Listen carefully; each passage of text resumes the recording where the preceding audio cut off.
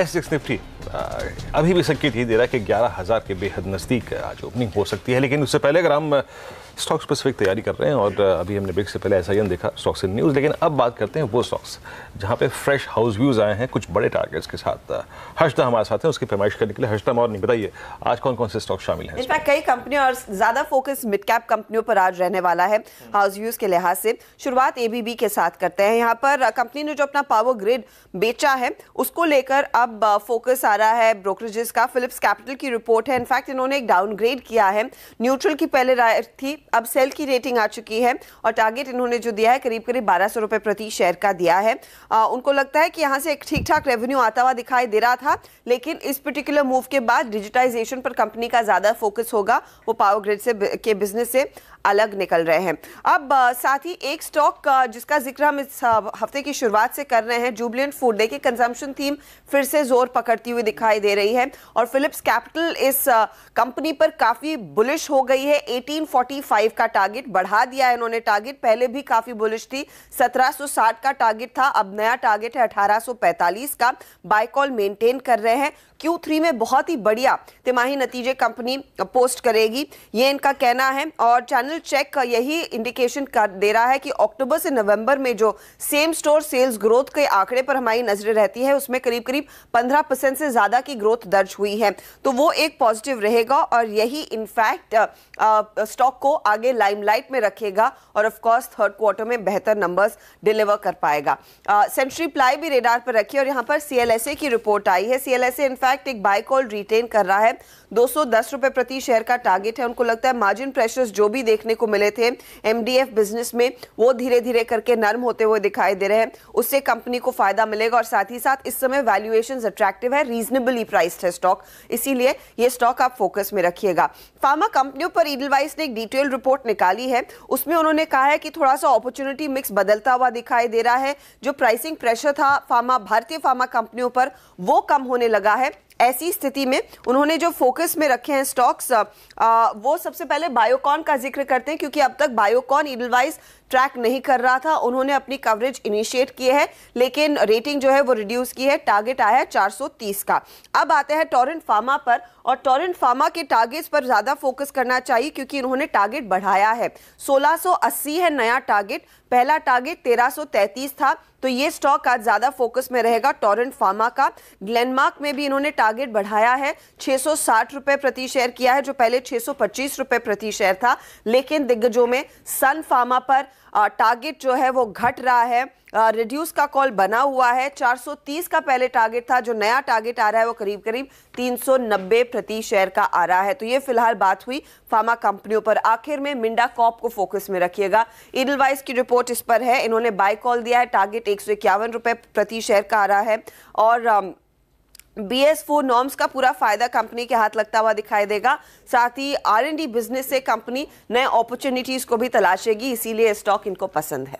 Right, तो ये तमाम स्टॉक्स हैं जहां पर नजर होगी। तो सबसे एग्रेसिव हर्षदा टारगेट अगर एक कोई कंपनी हो, ये बताइए इस पूरी रिपोर्ट में आपको किसका लगा? Jubilant food works, of course, मुझे भी वही दिखा अनडाउटेडली। तो शुक्रिया आपका वागले साहब।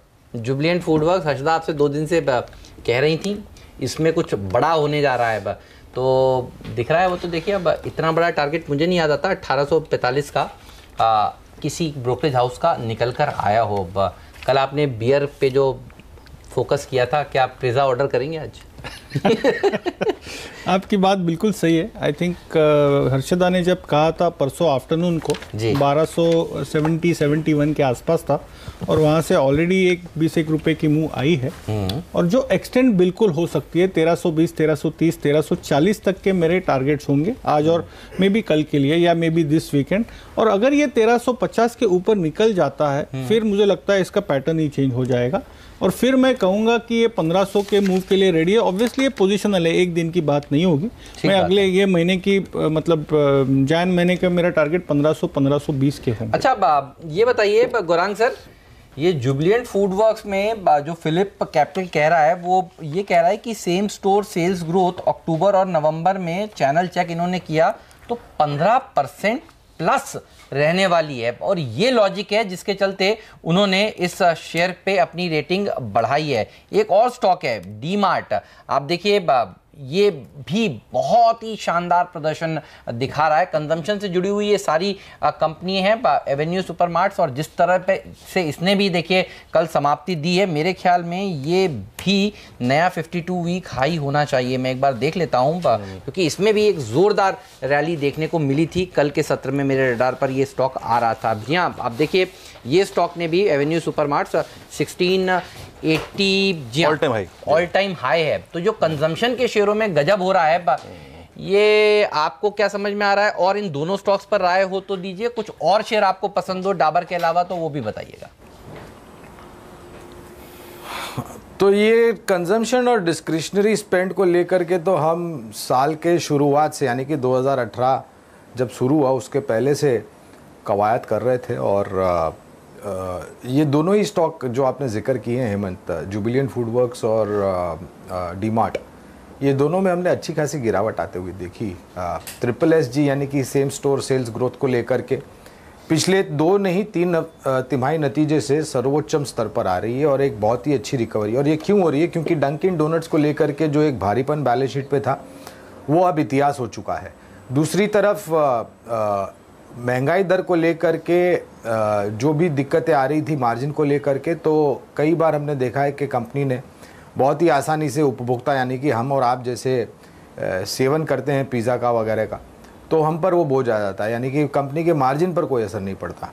तीसरी तरफ नए इनोवेटिव प्रोडक्ट लॉन्च करके इन्होंने अपनी जो एक जगह बनाकर रखी है वो कामयाब रखी है। मुझे ताज्जुब नहीं होगा ये 1450-1500 के ऊपर चला जाए जुबिलिएंट फूडवर्क्स। डीमार्ट पर अगर आपको याद होगा पिछले यानी कि दूसरे तिमाही के नतीजे आए थे, बहुत बड़ी निराशा थी। स्टॉक 1400-1500 से गिर करके मेरे ख्याल से 1200 तक आया था, अगर मेरी याददाश्त सही है तो। अगर मैं गलत हूँ तो आप मुझे ठीक कर सकते हैं हेमंत। तब भी हमने एक ही बात कही थी कि हर तिमाही में आउट परफॉर्मेंस दिखे ये ज़रूरी नहीं है। ज़रूरी ये है कि आप क्या समझ रखते हैं कंपनी के बारे में और क्या आपके पास सहनशीलता है कुछ भी उठापटक होती है उसको झेलने की। तो 1200 पर भी हमने कहा था कि ये फिर से 1600 के ऊपर चला जाएगा और आज तारीख भी गवाह है, ये 1650 के ऊपर है। 1850 का एक हमारा नया टारगेट है जो कि बहुत ही कॉन्जर्वेटिव टारगेट है। मैनेजमेंट ने जब नतीजे आए थे जो बुरे थे, टिप्पणी दी थी कि हम अपने जो कारोबार की रणनीति उसको ठीक करेंगे और ज़्यादा से ज़्यादा स्टोर्स टायर 2 टायर 3 सिटीज़ में खोलेंगे जिससे बैलेंस शीट पर बड़ा योगदान आएगा। इसको छोड़ करके 2 और विकल्प मैं देना चाहूँगा। मैंने RBL बैंक और डाबर का तो जिक्र कर ही लिया, लेकिन डिस्क्रिशनरी स्पेंड में और 2 नाम जोड़ना चाहूँगा। एक नाम है और दूसरा नाम एक अलग क्षेत्र से बर्जर पेंट्स है। यहाँ पर हमने लंबी अवधि के नज़रिए से 445 का टारगेट रखा है और कच्चे तेल में गिरावट आने का बहुत बड़ा फ़ायदा पेंट और टायर कंपनीज को भी मिलता है हेमंत, क्योंकि इनपुट कॉस्ट बढ़िया तरीके से जाता है। और दूसरा विकल्प है स्टरलाइट टेक्नोलॉजीज़। ये स्टॉक में अगर आप देखने जाएँ तो जितनी गिरावट ब्रॉडर मार्केट्स मझौले या छोटे शहर में आई थी उस हिसाब से यहाँ पर कम गिरावट आई है और यहाँ पर हमारा लक्ष्य 410 का, तो करीबन 25 या 30% का ऊपर के तरफ का दायरा दोनों ही स्टॉक में बनता है। चलिए शुक्रिया गौरव, बहुत बहुत शुक्रिया इस कार्यक्रम में शामिल होने के लिए और सभी स्टॉक्स और इंडस्ट्रीज पर अपनी राय रखने के लिए। अब हमारे साथ इस पैनल में एक और खास मेहमान जुड़ गए हैं, आशीष चतुर्मोता। आशीष, गुड मॉर्निंग, कार्यक्रम में स्वागत है आपका। बताइए एक एग्जैक्टली आप देखिए डिफिकल्टी ये है कि यहाँ पिक क्या करें, है ना। कुछ दिनों पहले आपने एक स्टॉक पे दाव लगाया था, उसके बाद करेंगे, लेकिन आज फ्रेश दाव किस पे लगा रहा है? नया जोन है, नया क्लस्टर है। Good morning. बिल्कुल वीरेंद्र, आपने सही कहा, एक बहुत अच्छे कंसोलिडेशन के बाद एक अच्छा ब्रेकआउट देखने को मिला और काफी स्टॉक्स में एक अच्छी नई तेजी की शुरुआत हो चुकी है। यूबीएल में तेजी करने की बात आपने भी करी थी। यूबीएल में तो बिल्कुल की थी और जैसे मैंने कहा था कि वीरेंद्र कंजम्पशन को बढ़ाएंगे क्योंकि लास्ट वीक बात थी वो घर पे अकेले हैं और बिल्कुल उसके बाद देखिए 8-10% का मूव मेरे ख्याल से वो उस हफ्ते से अभी तक मालूम था वीरेंद्र घर पे अकेले हैं। ये रिसर्च आप इतनी क्लोजली ट्रैक कर रहे हैं। ये वीरेंद्र ने ओपनली बताया कि वो यहाँ अकेले हैं और उसके बाद हमने बात की थी। तो खैर मजाक, दही खाने वाले आदमी को ऐसे जलील कर रहे हो आप। नहीं, हमने खाने की बात नहीं की। ये आपने बिल्कुल सही पकड़ा है, मतलब गजब। अच्छा, आपने पकड़ा था किस भाव पे सर? सर मैंने तो पकड़ा था 1170-80 का भाव था। बागले साहब, आपने किस भाव पर पकड़ा? कल के 5% लोअर प्राइस पकड़ लीजिए। कल सुबह बागले साहब भी मूड में आ गए थे। तो आप लोगों ने जो मिलकर इस स्टॉक में लोगों के पैसे बनवाए हैं, आज कौन से शेयर में पैसे बनवाएंगे बताइए। देखिए हेमंत, सबसे पहले तो एशियन पेंट्स मुझे लगता है बहुत ही स्ट्रॉन्ग ब्रेकआउट वीकली मंथली सभी चार्ट फ्रेम पे हुआ है। क्रूड की फॉल का एक पॉजिटिव इम्पैक्ट वापस से इसमें देखने को मिलेगा। 1360 की कॉल में लॉन्ग पोजीशन बनाना चाहिए। नीचे में 10 रुपए का स्टॉप लॉस होगा, ऊपर में मुझे लगता है 40 रुपए तक का प्रीमियम 1360 की इस कॉल ऑप्शन में आपको देखने को मिल सकता है। दूसरा, जैसे मैंने कहा था दो हफ्तों पहले से मैं कह रहा हूँ कि PSU बैंक्स में एक बड़ी तेजी की शुरुआत हो चुकी है और कहीं ना कहीं आप देखिए SBI कैनरा बैंक एक मेजर 52 वीक हाई की तरफ बढ़ते हुए नजर आ रहे हैं। तो SBI मुझे लगता है एक फ्रेश ब्रेकआउट है। 295 की कॉल ऑप्शन में लॉन्ग पोजीशन बनाना चाहिए। 2.5 रुपए का स्टॉप लॉस होगा। 10 रुपए तक के टारगेट्स 295 की कॉल में देखने को मिल सकते हैं। और ICICI बैंक भी मुझे लगता है बहुत ही अच्छा ओपन इंटरेस्ट का एडिशन इस स्टॉक में हुआ है, तो यहाँ पे भी एक अच्छा ब्रेकआउट है। 354 का एक स्टॉप लॉस होगा और ऊपर में 378 तक के टारगेट्स ICICI बैंक में आपको देखने को मिल सकते हैं। एक और चीज़ है हेमंत, जो 2019 के लिए कॉल की जो बात हुई है उसके अंदर में यूनाइटेड ब्रीवरीज लिमिटेड इसी स्टॉक को मैं ऐड करूंगा और इसका रीज़न मैं बहुत क्लियरली समझाता हूं आपको कि 2012 से लेके 2018 इस स्टॉक ने सिर्फ और सिर्फ कंसोलिडेशन किया है और अब उस कंसोलिडेशन का ब्रेकआउट आपको देखने को मिला है। मेरे हिसाब से अगर से कोई इसको इस स्टॉक को आने वाले 3 से 4 महीना रखता है तो मौजूदा इस तरह से भी 20% की तेजी और UBL के अंदर में आपको देखने को मिल सकती है। तो सुबह से आप देखिए नीरज ने ग्लोबस बताया था और पायनियर डिस्टिलरीज बताया था, कल से यूनाइटेड ब्रूवरीज भाग रहा है। तो लिकर के शेयरों में तो सेंटा की रैली जो है वो बहुत ही जबरदस्त लग रहा है कि सेंटा मैं खाने में जाके बैठ गए आज। लेकिन एक बात और बताता हूँ वीरू, कहते हैं वो लाश और खबर रखनी नहीं चाहिए, अगर आप रखते हैं तो वो बासी हो जाती है। वीरू सुबह से आज कह रहे हैं मैं आज पेंट शेयरों के ऊपर बहुत बुलिश हूँ। तो सबसे पहले वागले साहब ने कहा मुझे नहीं, पहले तो स्टूडियो आया तो नीरज जी ने 2 स्टॉक्स कर दिए। हाँ, तो वहां से शुरू कर लेते हैं। फिर आपने कहा कि मुझे बर्जर पसंद है, अब आपने कहा एशियन पसंद है। ये बताइए रंग दे फैक्टर फिर अब तो देखिए सार्वजनिक हो गया है। कल सी फैक्टर था, मैं सोचा आज रंग दे फैक्टर बताऊंगा लेकिन लोगों ने चक दे फैक्टर पहले कर दिया इसका। हाँ, तो बताइए लेकिन फिर भी समझाइए लोगों को क्या आपको दिख रहा है चार्ट पर और कौन से स्टॉक्स हैं। ये जो आपने पेंट्स की स्टोरी बताई सुबह, सॉरी ये क्रूड की स्टोरी बताई, ये एग्जैक्टली इन 3 स्टॉक्स को कल कैसे इंपैक्ट कर गई वो एग्जैक्टली डेटा पर रिफ्लेक्ट हो रहा था। आशीष ने अभी एशियन पेंट्स पे कॉल दी, आप देखिए जरा प्लीज एशियन पेंट्स का चार्ट दिखाइए एक बार। कल करीब 57,600 शेयर इसके ओपन इंटरेस्ट में जुड़े और याद रखिएगा इसका नेक्स्ट जोन क्या हो सकता है। कल इसका 1340 से 1360 दोनों कॉल राइटर बहुत भारी मात्रा में बाहर एशियन पेंट्स। ओके, तो ये एक बहुत बड़ा अगर आप देखें इंडिकेशन था और इसमें अगर आप देखें आउट ऑफ मनी कॉल्स में लगभग 1 लाख शेयर जुड़े भी थे। तो एशियन पेंट्स को रखिएगा नजर पे और छोटे मोटे बड़े टारगेट्स भी हो सकते हैं यहाँ पर। अभी 35-40 रुपए तो शायद 1-2 दिन में ही मिल जाए आपको यहाँ पर में। दूसरा बर्जर पेंट्स जो कि वागे साहब की भी कॉल थी, वो डेरिवेटिव शीट पे ज्यादा स्ट्रॉन्ग था एशियन पेंट्स के मुताबिक के कंपैरिजन में। 21% का OI जुड़ा है। याद रखिए किसी भी स्टॉक में 21% का OI एक सिंगल सेशन में जुड़ना बहुत बड़ी बात होती है। 4,57,000 शेयर जुड़े और इसकी 330 यानी एट द मनी कॉल में लगभग 59,000 शेयर जुड़े। तो ये 2 स्टॉक्स वाकई अगर आप देखें बेहद शानदार थे टेक्निकल और डेरिवेटिव पैरामीटर्स पे और ऑप्शन पैरामीटर्स पे और कंसाइनर रोल है क्योंकि डेरिवेटिव्स का पार्ट नहीं है हेमंत, लेकिन चार्ट्स पे आप देखिए बेहद बेहद बेहद शानदार। बिल्कुल। तो वाकई क्रूड से जुड़ी हुई अगर सबसे अच्छी कोई स्टोरी आज की तारीख में स्क्रीन पर है तो वही है रंग दे फैक्टर। तो रंग दे फैक्टर के ऊपर रखिएगा नजर। कल देखिए सी फैक्टर के ऊपर बुलिश थे, उससे पहले आप बी फैक्टर के ऊपर बुलिश थे। सी के बाद आप डी बताएंगे, लेकिन आपने रंग दे फैक्टर बताया। चलिए लेकिन रखिएगा नजर और हमारे ज्यादातर एक्सपर्ट्स आज इस पॉकेट के ऊपर काफी बुलिश हैं। लेकिन हम बुलिश हैं उन स्टॉक्स पर जिन्होंने दरअसल आपको पैसा बना कर दिया है। वरुण अब हमारे साथ जुड़ेंगे और वरुण आपको ये बताने वाले हैं कि दरअसल वेल्थ क्रिएटर्स कौन होते हैं ताकि उन शेयरों को आपको समझने में भी आसानी हो। हमारे एक्सपर्ट्स भी बताएंगे कि ये क्या 2018 के वेल्थ क्रिएटर्स 2019 में भी पैसा बनाएंगे या फिर 2019 में दूसरे शेयर दरअसल आगे भाग जाएंगे। चलिए सेंसेक्स निफ्टी ने किस तरह के रिटर्न्स दिए, 2018 में मिड कैप और स्मॉल कैप ने किस तरह के रिटर्न्स दिए, ये सब भी आपको जानने को मिलेगा। वरुण हमारे साथ जुड़ चुके हैं। वरुण बताइए क्या कहती है आपकी रिसर्च। देखिए 2018 में अगर आपने दिग्गजों पे दाव लगाया होता तो शायद आपकी कमाई ज़्यादा होती क्योंकि निफ्टी और सेंसेक्स ने 3.6 से 6.7% के आसपास के रिटर्न दिए जबकि मिड कैप और स्मॉल कैप इंडेक्स ने नेगेटिव रिटर्न्स दिए। तो यानी कि छोटे मझोले स्टॉक्स में लोगों ने गंवाया है और दिग्गजों में कमाया है। जिन स्टॉक्स ने सबसे ज़्यादा वेल्थ क्रिएट की है, यानी कि सबसे ज़्यादा आपको कमा के दिया है, उसमें दिग्गजों में देखिए TCS है। 2018 में 47-48% के आसपास के पॉजिटिव रिटर्न दिए हैं। वहीं कंजम्पशन स्टोरी काफ़ी चल पड़ी थी, तो HUL करीब 35% के आसपास के रिटर्न दिए। आपने देखा था किस तरह की वॉल्यूम ग्रोथ इस कंपनी ने दिखाई थी, उसके बाद लगातार तेजी देखने मिली थी।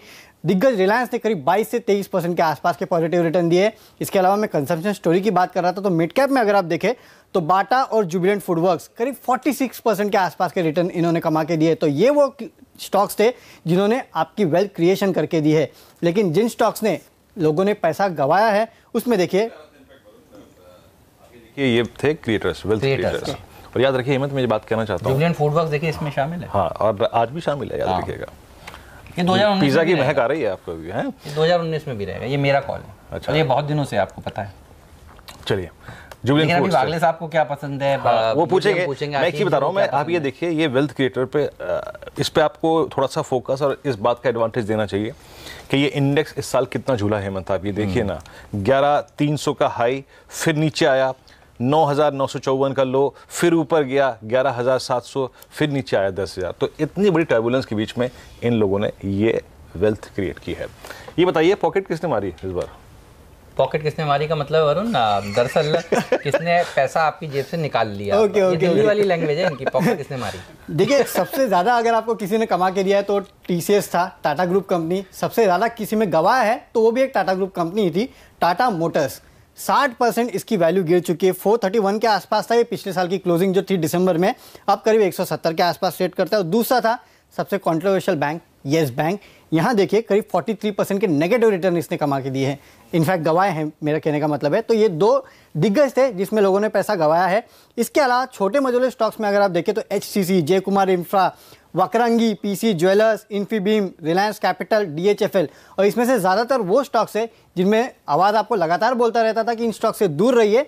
इन स्टॉक्स में अगर आपने पैसा लगाया था तो 60 से कहीं कहीं तो 90% के आसपास आपकी वेल्थ जो है वो कम हो चुकी है। तो ये वो लूजर्स थे इस साल के जिसमें लोगों ने पैसा गंवाया है। तो जैसा आपने कहा वरुण, जिसने CNBC आवाज देखा उसने पैसा नहीं गंवाया। और ये मैं दावे से इसलिए कह सकता हूँ क्योंकि सारे एक्सपर्ट्स भी इसकी गवाह हैं। जय कुमार इंफ्रा पर CLSA भी बुलिश था, हम बेरिश थे। आप याद करिए, हम कहते थे इस रिपोर्ट का कोई अर्थ नहीं है। जय कुमार इंफ्रा ने किस तरह देखिए नेगेटिव रिटर्न्स दिए हैं, बस 60% नीचे। वकरंगी सब जानते हैं, इंक्लूडिंग कंपनी वाले भी जानते हैं, सबसे ज़्यादा बेरिश हम ही थे इसके ऊपर। PC ज्वेलर सबसे ज़्यादा बेरिश वागले साहब हम ही थे। तो मुझे नहीं लगता ये CNBC आवाज़ जिसने देखा हो उसने अपनी वेल्थ इरोड की हो। जानबूझ के आपने खरीदा हो अपने कॉल से तो अलग बात है, लेकिन हमने इन स्टॉक्स में हमेशा सचेत रहने की राय दी है। इन्फीबीम सबसे पहले जब FNO में आया था वागले साहब, हमने कहा था इसे बेच दीजिए, क्या जोर से गिरा था ये स्टॉक। तो वेल्थ क्रिएटर्स हमने कई बार बताए, वेल्थ डिस्ट्रक्टर्स पे हम आपको कहते रहे, सचेत करते रहे कि इनसे दूर रहिए, दूर रहिए, दूर रहिए। 2019 में भी इनसे दूर ही रहना चाहिए ज़्यादातर इनमें से स्टॉक्स में से। लेकिन अपने एक्सपर्ट से पूछते हैं, बागल साहब कुछ ऐड करना चाहते हैं। PC ज्वेलर्स का आपने जिक्र किया, मैं सिर्फ ये सोच रहा था, मेरे चार्ट्स पे मेरी टिप्पणी होती है, हमने 260 से बात करने की शुरुआत की थी, आपको शायद आप नहीं थे तभी, और वो 60 रुपए पे आया, मतलब पहला टारगेट ही निकाल दिया था। तो आई थिंक तब सबसे पहले आपने तभी जिक्र किया था, मेरे लिए तभी भी ब्रेकडाउन था, तो दैट इज रियली कमेंडेबल। बिल्कुल सर। तो हमारा लक्ष्य एक ही है कि दर्शकों के पैसे बने, गलत शेयर में वो ना फंसे, क्योंकि देखिए अगर आपने खरीदा होगा तो आप खुद समझ रहे हैं आपको किस तरह का नुकसान हो रहा होगा। बीच बीच में ट्रेडिंग रैलीज इनमें बनी है, ऐसा नहीं है नहीं बनी है, लेकिन अगर आप पूरा साल का चार्ट देखें तो अगर आपने इसको लेकर होल्ड किया तो दिक्कत की बात ही बनी रही। लेकिन बात यह कि अब 2019 में ये जो वरुण ने इतनी बढ़िया रिसर्च करी है, इसमें कौन से स्टॉक्स हैं जो वेल्थ क्रिएशन का सिलसिला जारी रखने वाले हैं। TCS, HUL, RIL, बाटा, जुबिलेंट फूडवर्क्स। आशीष आप बताइए। इसमें से काफ़ी स्टॉक्स ठीक लगते हैं, पर जो बेस्ट मुझे लगता है जिसमें बहुत अच्छे रिटर्न्स बन सकते हैं वो जुबिलेंट फूड। आपको भी लगता है? मुझे तो बिल्कुल, देखिए आपको ध्यान होगा और आप भी बहुत बुलिश थे, मुझे ध्यान है 800 से ये रैली हमने बात करना शुरू की थी, ये गया 1600, उसके बाद में फिसल के 1050 हुआ, और अभी भी मेरा कन्विक्शन है ये स्टॉक इवेंचुअली 1600 के जो ऑल टाइम है इसको तो क्रॉस करेगा, और कहीं आपको वो 2000 तक के डिजिट में भी आता हुआ आने वाले समय में देखने को मिलेगा। तो जुबिलेंट फूड एक बहुत अच्छा स्टॉक है, चाहे तो आप इसमें सिप करिए या आप अगर से एक साथ भी इन्वेस्ट करें तो भी कोई प्रॉब्लम नहीं, परसिस्ट करते हैं तो आपको जो वोलेटिलिटी है उसका भी एडवांटेज मिलेगा। और मेरा मानना है कि 2000 रुपए तक के लक्ष्य जुबिलेंट फूड में आने वाले 1 साल में देखने को मिल सकते डीमार्ट हैं। नतीजों के दिन गिरा था, जिसने खरीदा फायदा हुआ। पेज इंडस्ट्रीज नतीजों के दिन गिरा था, जिसने खरीदा फायदा हुआ। जुबिलेंट फूडवर्क्स नतीजों के बाद कितना नर्वस हुआ, जिसने खरीदा फायदा हुआ। तो देखिए अच्छे शेयर नीचे मिले नतीजों की वजह से या किसी खराब खबर की वजह से खरीदने का वो बहुत ही बढ़िया मौका हो देते हैं आपको। वागले साहब आपको क्या पसंद है? हेमंत, आपकी ये लिस्ट में एवेन्यू नहीं आता है? एवेन्यू सुपरमार्ट आता है सर, बिल्कुल आता है। ये हमने ज्यादा लिक्विड वाले स्टॉक सर चुने हैं, क्योंकि कई बार हम आपसे कहेंगे एवेन्यू सुपरमार्ट, आप कहेंगे इलिक्विड है, कुछ और स्टॉक बताइए। तो ये लिक्विड वाले शेयर हमने चुने। हेमंत, मेरे को परमिशन थोड़ा सा मतलब 2 स्टॉक्स, अरे सर 3 बताइए, क्योंकि मेरा जुबिलेंट पे व्यू है। हाँ जी। और आशीष ने ऑलरेडी कहा है तो वो रिपीटेटिव हो जाएगा, लेकिन फिर भी मैं 1500 के टारगेट की बात कहूंगा। और उसके लिए 1 साल रुकने की जरूरत नहीं, मेरे हिसाब से 3 महीने में आना चाहिए। और लेवल्स की तो हमने बात पहले कर ही ली। अच्छा, दूसरा रिलायंस है जो कि एक कंसोलिडेशन से अभी भी गुजर रहा है। 1060 1050 एक बॉटम बना है, 200 डे से बाउंस बैक करता है, 114050 पे अटकता है। मेरे हिसाब से जैसे ही ये 1180 के पार निकलेगा, मुझे एक 150 से 200 रुपए की मुंह दिखती है। वो 1.5 महीने में होगा या 3 महीने में होगा या मे भी 4 महीने में होगा, बट 1350 का मेरा टारगेट होगा। 1350 का टारगेट होगा। और CNBC आवाज जो आपका फेवरेट चैनल है उसको TV 18 नेटवर्क 18 ओन करते हैं और उसका स्वामित्व और प्रबंधन रिलायंस इंडस्ट्रीज के पास है। जब RIL की बात हो तब वैसे तो आपको याद हो गया है, लेकिन हमारा फर्ज है बताना। और अब अपना फर्ज निभाने के लिए स्टूडियो में एक और शख्स आ गए हैं और वो है प्रकाश दीवान। अक्सर मुंबई में एक जगह है वर्ली नाका, मेरे घर के पास ही, वहाँ ये फंस जाते हैं। तो आज भी देर हो गई थी। आज भी फंसे थे सर? नहीं, जब से आप दिल्ली से आए हो ना तो लोग वर्ली की इम्पोर्टेंस समझ आ गई है। तो मैं समझ गया, तभी से हो रहा है, पहले तो नहीं होता था। अच्छा ये बताइए, आपकी तो टाई बड़ी खूबसूरत लग रही है, ठीक है। बात सैंटा रैली जो हेमंत ने शुरू की तो वो लाल कलर आना शुरू हुआ, तो मैंने कहा थोड़ा रंग भर दे। इसमें सारे रंग हैं, सारे रंग भरने पड़ेंगे। मेरा रंग दे फैक्टर था ना, मेरे को सब रंग दिखाई दे रहे हैं, सारे के सारे रंग हैं। यहाँ बात हो रही है वेल्थ क्रिएटर्स की। हमने 2018 का, तो अगर आप देखें, इशू कंप्लीट कर लिया जब आप वर्ली नाका पे थे। अभी बताइए 2019 में क्या, किस पे फोकस करना है? किस पे फोकस? नहीं तो वेल्थ क्रिएटर पे 2018 में तो आवाज कोई मिलना चाहिए वेल्थ क्रिएटर। बात तो सही है, शुक्रिया सर, शुक्रिया। नहीं, आई थिंक मार्केट जिस हिसाब से पॉइज्ड है, हम लोग ने पिछले साल जो चीजें चुनी उसमें ग्रोथ स्टॉक्स ज्यादा थे। अब आपको वैल्यू स्टॉक्स दिखने शुरू हो गए। तो ये थीम जो है तो इस बार का अलग है। जो पहले महंगे थे और महंगे होने की गुंजाइश थी। और मजा आ गया सर ये लाइन सुन के। नहीं मतलब मैं तो मार्केट की परिस्थिति हर दिसंबर में अलग सिचुएशन देखते हैं हम लोग। 2016 से देखते आ रहे हैं कैसे हर चीज चाल ढाल चला है मार्केट का। बट मैंने देख रहा था तो एक स्टॉक दिखा मुझे जो रियल एस्टेट स्पेस से है। अब जो सेक्टर चल रहे हैं उसमें जहाँ पिटाई ज्यादा है वहाँ रिवाइवल ज्यादा है। सही है। और जैसे आपसे जीएसटी में चाहे सीमेंट का या बाकी रॉ मटेरियल्स का जो 28 से 18 का आने का अंदेशा हो रहा है, वो क्यों हो रहा है? क्योंकि रियल एस्टेट एक बहुत बड़ा जॉब क्रिएटर है सरकार की। और आज हमारी एज एन इकोनॉमी ये जरूरत है कि कंजम्पशन कायम रखना हो तो आपको लोगों को नौकरियां भी दिलवानी पड़ेगी, काम वैसे करवाने पड़ेंगे। तो मैंने जो चुना है वो स्टॉक है भी बहुत पेडिग्री, उसका नाम है Arvind smart spaces. Okay, Arvind group की संजय लाल पहले भी काफी बुलिश थे इस पे। हाँ, और उसने डिलीवर किया, एक बहुत अच्छा मूव दिया पिछले साल।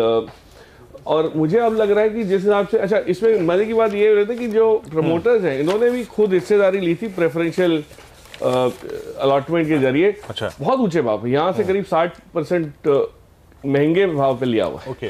और बुक वैल्यू भी इसकी देखें 75 रुपए के आसपास है। यानी एसेट्स जो है इनके जो वो अच्छे खासे ठोस एसेट्स हैं बुक्स पे। ये नहीं कि कंपनी का वैल्यूएशन स्ट्रेच्ड है। ये पी मल्टीपल पे के तौर पे देखें, प्राइस टू बुक पे देखें, बैलेंस शीट की स्ट्रेंथ देखें, हर जगह ठीक है। और जो रियल एस्टेट में डेवलपमेंट अब जो आना शुरू हुआ है उसमें अफोर्डेबल हाउसिंग पे बहुत लोग का फोकस है। इनका फोकस थोड़ा सा प्रीमियम पे रहा है। और प्रीमियम में इतना कोई स्लो डाउन, इनकी जो ज्योग्राफीज रही हैं जहाँ इन्होंने अपना जिस क्षेत्रों में इन्होंने काम किया है वहाँ मुझे नहीं लगता इतना डिसअपॉइंट हुआ है। लेकिन री रेटिंग डाउनवर्ड्स हुई थी स्टॉक की, तो इसलिए आज आपको थोड़ा नीचे की वैल्यू पे मिल रहा है। मुझे लग रहा है यहाँ से ये एक अच्छा खासा जो कंसोलिडेशन जिस टाइप का हुआ है, गुजरा है जो दौर, उस दौर से निकल के ये आपको 30-35% की अपसाइड दे सकता है। तो 2019 के शायद फर्स्ट हाफ में आपको ये मूव दिखना शुरू हो जाए, but I think it will not disappoint. ठीक बात है। तो 2019 के फर्स्ट हाफ में आप कह रहे हैं हो सकता है 2018 के आखिरी में भी ये भागना शुरू हो जाए तो थोड़ा समय और आगे, तो फिर हम आपसे फिर नया वाला शेयर भी लेंगे। रखिएगा नज़र इस वाले स्टॉक पर, क्योंकि थीम तो दरअसल यही है। 2019 में सर आपको क्या पसंद है, और आप भी सर तैयार रखिए एक स्टॉक का। तो पहले बागले साहब का लेते हैं, फिर आशीष जी का लेते हैं। बागले साहब बताइए।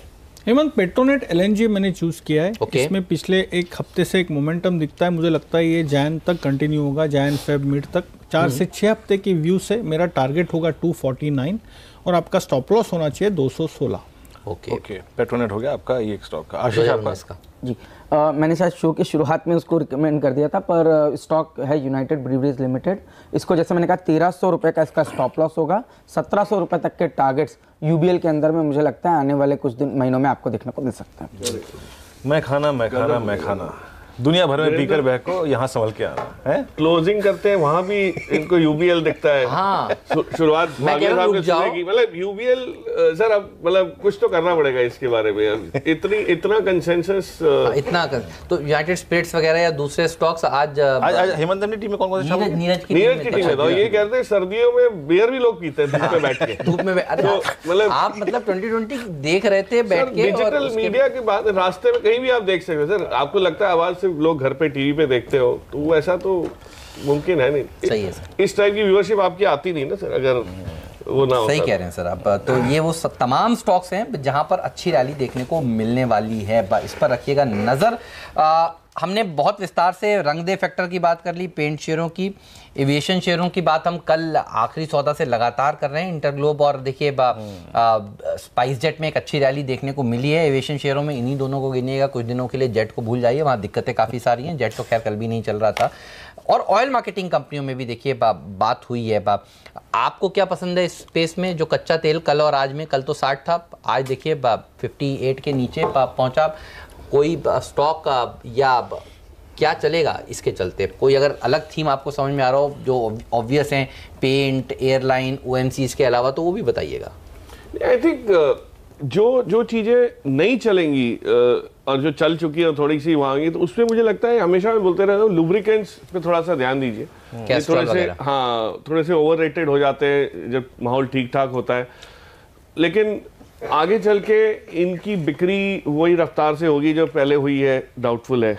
मतलब क्रूड ये चलेगा नहीं चलेगा नहीं, so that's what I am trying to say कि क्रूड नीचे जब जाता है तो इनका होता क्या है कि जैसे हम सोचते हैं क्रूड नीचे गया तो इनके लिए तो रॉ मटेरियल है तो वो इम्प्रूव हो गया, लेकिन ओवरऑल जो आपको दिख रहा है कि क्रूड का यूसेज नीचे आ रहा है, इस वजह से भाव भी नीचे आ रहे हैं। और ये जो ट्रेंड है, लॉन्ग टर्म ट्रेंड है कि IC मतलब इंटरनल कंबशन इंजन जो है वो धीरे धीरे करके आपका घटता जाएगा। तो आई थिंक उस पर एक ध्यान दीजिए कि ये चीज थोड़ी सी डगमगाएगी, जो लुब्रिकेंट वाला जो स्पेस है। तो मुझे लगता है नहीं चलेगा, आप ये कह रहे हैं। हाँ, अब मैं आपकी बात से समझ रहा हूं। तो कैस्ट्रॉल और गल्फ ऑयल जैसे स्टॉक नहीं लीजिएगा अगर आज एग्जैक्टली फर्स्ट ना आ जाए, क्योंकि ये क्रूड जब नीचे आता है तो हम लोग इनको भी लुब्रिकेंट्स के तौर पे गिन लेते हैं, उसमें हो जाते हैं, पर इनकी कोई वैसी इन्वेंट्री रॉ मटेरियल होती है। खबर है आपके पास पक्का से? जो आप हमने पूछा क्या खरीदेंगे, आप कह रहे हैं ये मत खरीदो। हाँ, मतलब लोगों ने खरीदने वाली चीजें तो इतनी सूची हम लोगों ने नहीं बताया ये। नहीं, हमसे बाकी चीजें हैं खरीदने के लिए, तो कभी कभार कहीं से दूर भी रहे।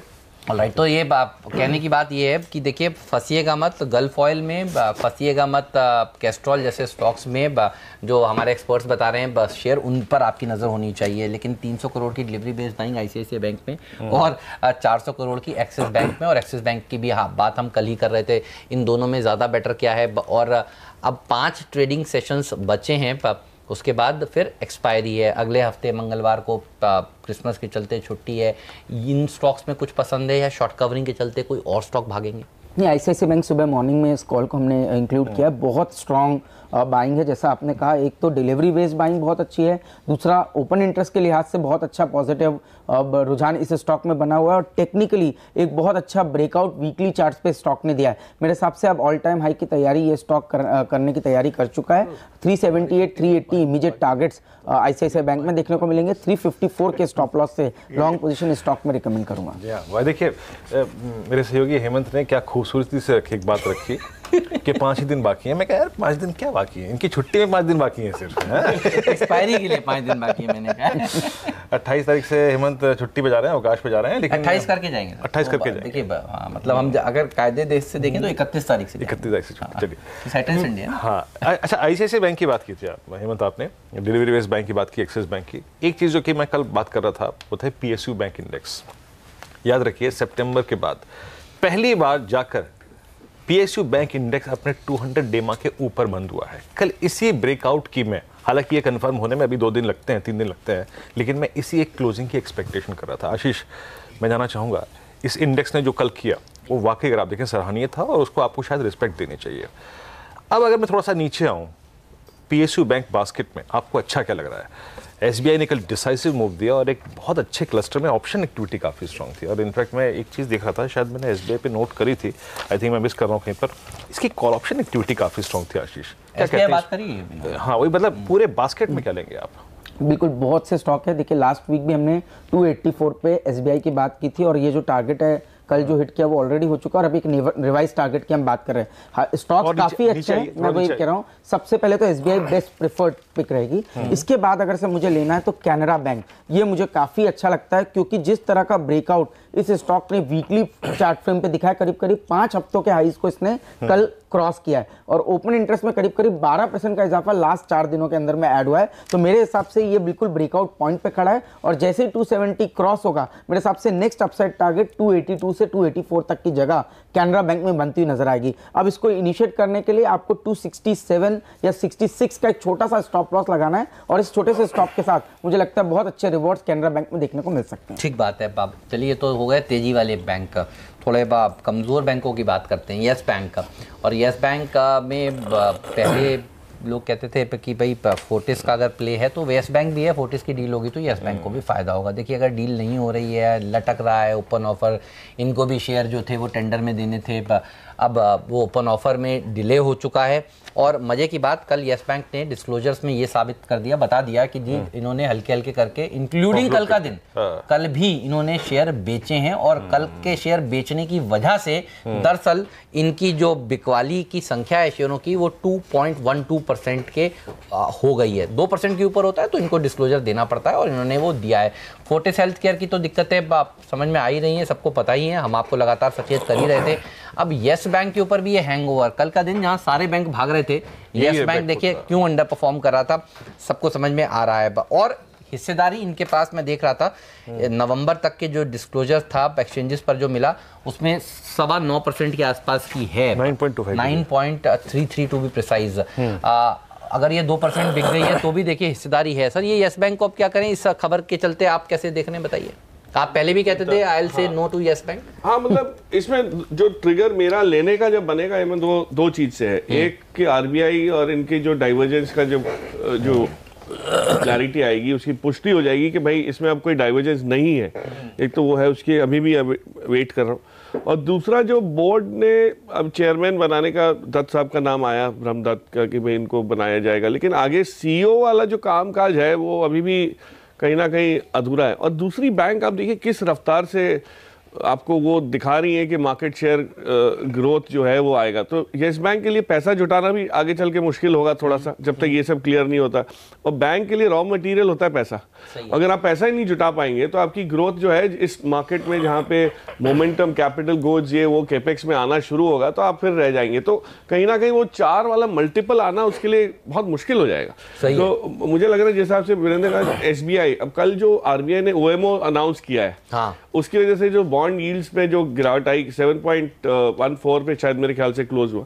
अभी this is excellent for bank जिनकी ट्रेजरी होती है, जिनके पास वो होता है। तो इसलिए आज आपके ये सारे पोर्टफोलियो में जो PSU बैंक्स हैं ये रौनक इसलिए लाएंगे क्योंकि इनके ऑलरेडी G6 होती है इनके पास। तो इस वजह से थोड़ा सा जो चेंज आ रहा है एनवायरमेंट। अदर इनकमिंग कल मार्केट बंद होने के बाद 30 बेसिस पॉइंट और रुपया मजबूत हुआ है। तो हमने देखा मार्केट क्लोज हुआ, उसके बाद जब मजबूत हुआ तो देख लाते हैं आपके सामने 70 रुपये 44 पैसे पर जाकर समाप्ति हुई है। तो ये मार्केट में हमने फैक्टरी नहीं करी है, तो बाकी सब तो ठीक है। 30 पैसा तो अभी हमें आज दरअसल बैंकों में तेजी देखने को मिलेगी। और कल सुबह हमने खुलते ही कहा था कि PSU बैंक ये है वो सेक्टर जिस पर आपकी नजर होनी चाहिए। बहुत ही बढ़िया सेटअप है पीएसयू बैंक का। तो यस बैंक को तो अभी थोड़े दिन और थोड़े साहब टारगेट्स बताएंगे उनको क्या नजर आ रहे हैं। फोर्टिस आप क्या करें बताइए दीवान साहब।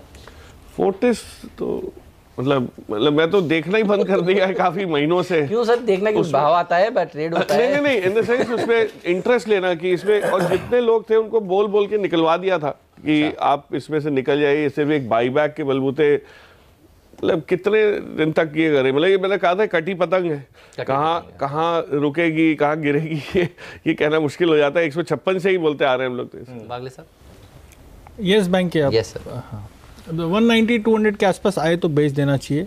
150 145 एक बॉटम है जो शॉर्ट टर्म में बना है, शायद वो ब्रेक ना करे, बट अगर वो कर गया तो फिर मैं 130 का मेरा जो लेवल है मैं काफ़ी टाइम से बोल रहा हूँ वो मेंटेन करता हूँ। बट ब्रॉडली 150 190 ये मेरे लिए रेंज है। वाकई साहब एक स्टॉक और देखिएगा, हीरो मोटोकॉर्प। अभी कुछ दिनों पहले आपका एक मैजिक शो था यहाँ पर, कल फिर मैजिक टोपी छड़ी वो मैजिक शो ही था ऑलमोस्ट। लेकिन ये फिर गर्म हो रहा है। अगले साहब देखिए कल की कैंडल देखकर क्या लग रहा है आपको? अच्छा वो मैजिक शो के लेवल्स बता दूं। हमने जब कहा था, हेमंत और मैंने जब आइडेंटिफाई किया था 3100 था, तब मैंने कहा था 3300 3350 के आसपास जाना चाहिए। वो टारगेट्स तो आ गए। अच्छा उसके बाद कंसोलिडेशन हो रहा है बट वीकनेस नहीं है। मतलब ऑन द डाउन साइड 3240 3250 ये लेवल आते हैं तो आज भी मैं कहता हूँ लेके चलना चाहिए 3200 के स्टॉप लॉस से। जैसे ये 3350 के पड़ाव लेवल्स क्रॉस कर देगा, मेरा अगला टारगेट 3500 का होगा। ऑब्वियसली 1 से 2 दिन के व्यू से नहीं है, पोजिशनल में भी हफ्ता में भी 2 हफ्ता। आशीष एक दो चीज़ और जो डेरिवेटिव की शीट्स पे कल अच्छी लग रही थी, उसमें आप देखिए मेटल्स में एक हिंदुस्तान जिंक, आईटी में एक हेक्सावेयर, 2 स्टॉक्स पे और जल्दी राय दे दीजिएगा आप। बिल्कुल हिंदुस्तान जिंक बहुत अच्छा बेस बना के निकल रहा है और जैसा आपने कहा कि डेटा के टर्म्स में यस बहुत अच्छा ओपन इंटरेस्ट का एडिशन भी स्टॉक में हुआ है। 286 मेरे इमीडिएट टारगेट्स इस स्टॉक में रहेंगे। नीचे में मेरे हिसाब से 274 इस स्टॉप लॉस के साथ आपको लॉन्ग पोजीशन इसके अंदर मेंटेन करनी होगी। हेक्सावेयर के अंदर में एक शॉर्ट टर्म ब्रेकआउट जरूर देखने को मिला और इसको ध्यान में रखते हुए 331 स्टॉप लॉस होगा। 345 तक की अपसाइड हेक्सावेयर के अंदर में भी देखने को मिल सकती है। ऑलराइट, तो इस पर भी रखिएगा नज़र। M&M फाइनेंशियल्स में नीरज बता रहे थे 10,000 करोड़ रुपए NCD के जरिए जुटाने वाली है कंपनी। M&M फाइनेंशियल्स कोई व्यू दीवान साहब? पॉजिटिव है। पैसे क्यों जुटा रहे हैं? क्योंकि रूरल इकोनॉमी में जो पिकअप दिख रहा है उसको कोई मिस करना नहीं चाहेगा ये 6 महीने। सही है। बट उसकी बात करने से पहले आपने जो हेक्सावेयर की बात की, आईटी में ये जो रुपया जिस हिसाब से स्ट्रांग हो रहा है, मैं तो इसमें थोड़ी घबराहट आ रही है कि आईटी से दूर रहें।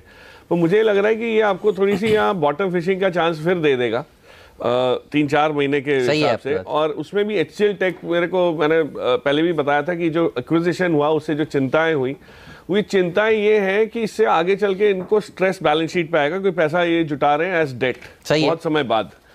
पर ये एक ही कंपनी है जो बड़ी दिग्गज में है जिसने अपना कैश को पूरी तरह बिजनेस में इन्वेस्ट किया है। और पहले भी इन्होंने मैंने और आशीष ने डिस्कस किया था, आपको आशीष की तो पकड़ आईटी पता ही कैसी है, उनको भी पसंद आने वाले हैं। आप याद कर रहे हैं जैकपॉट देने आएंगे भी?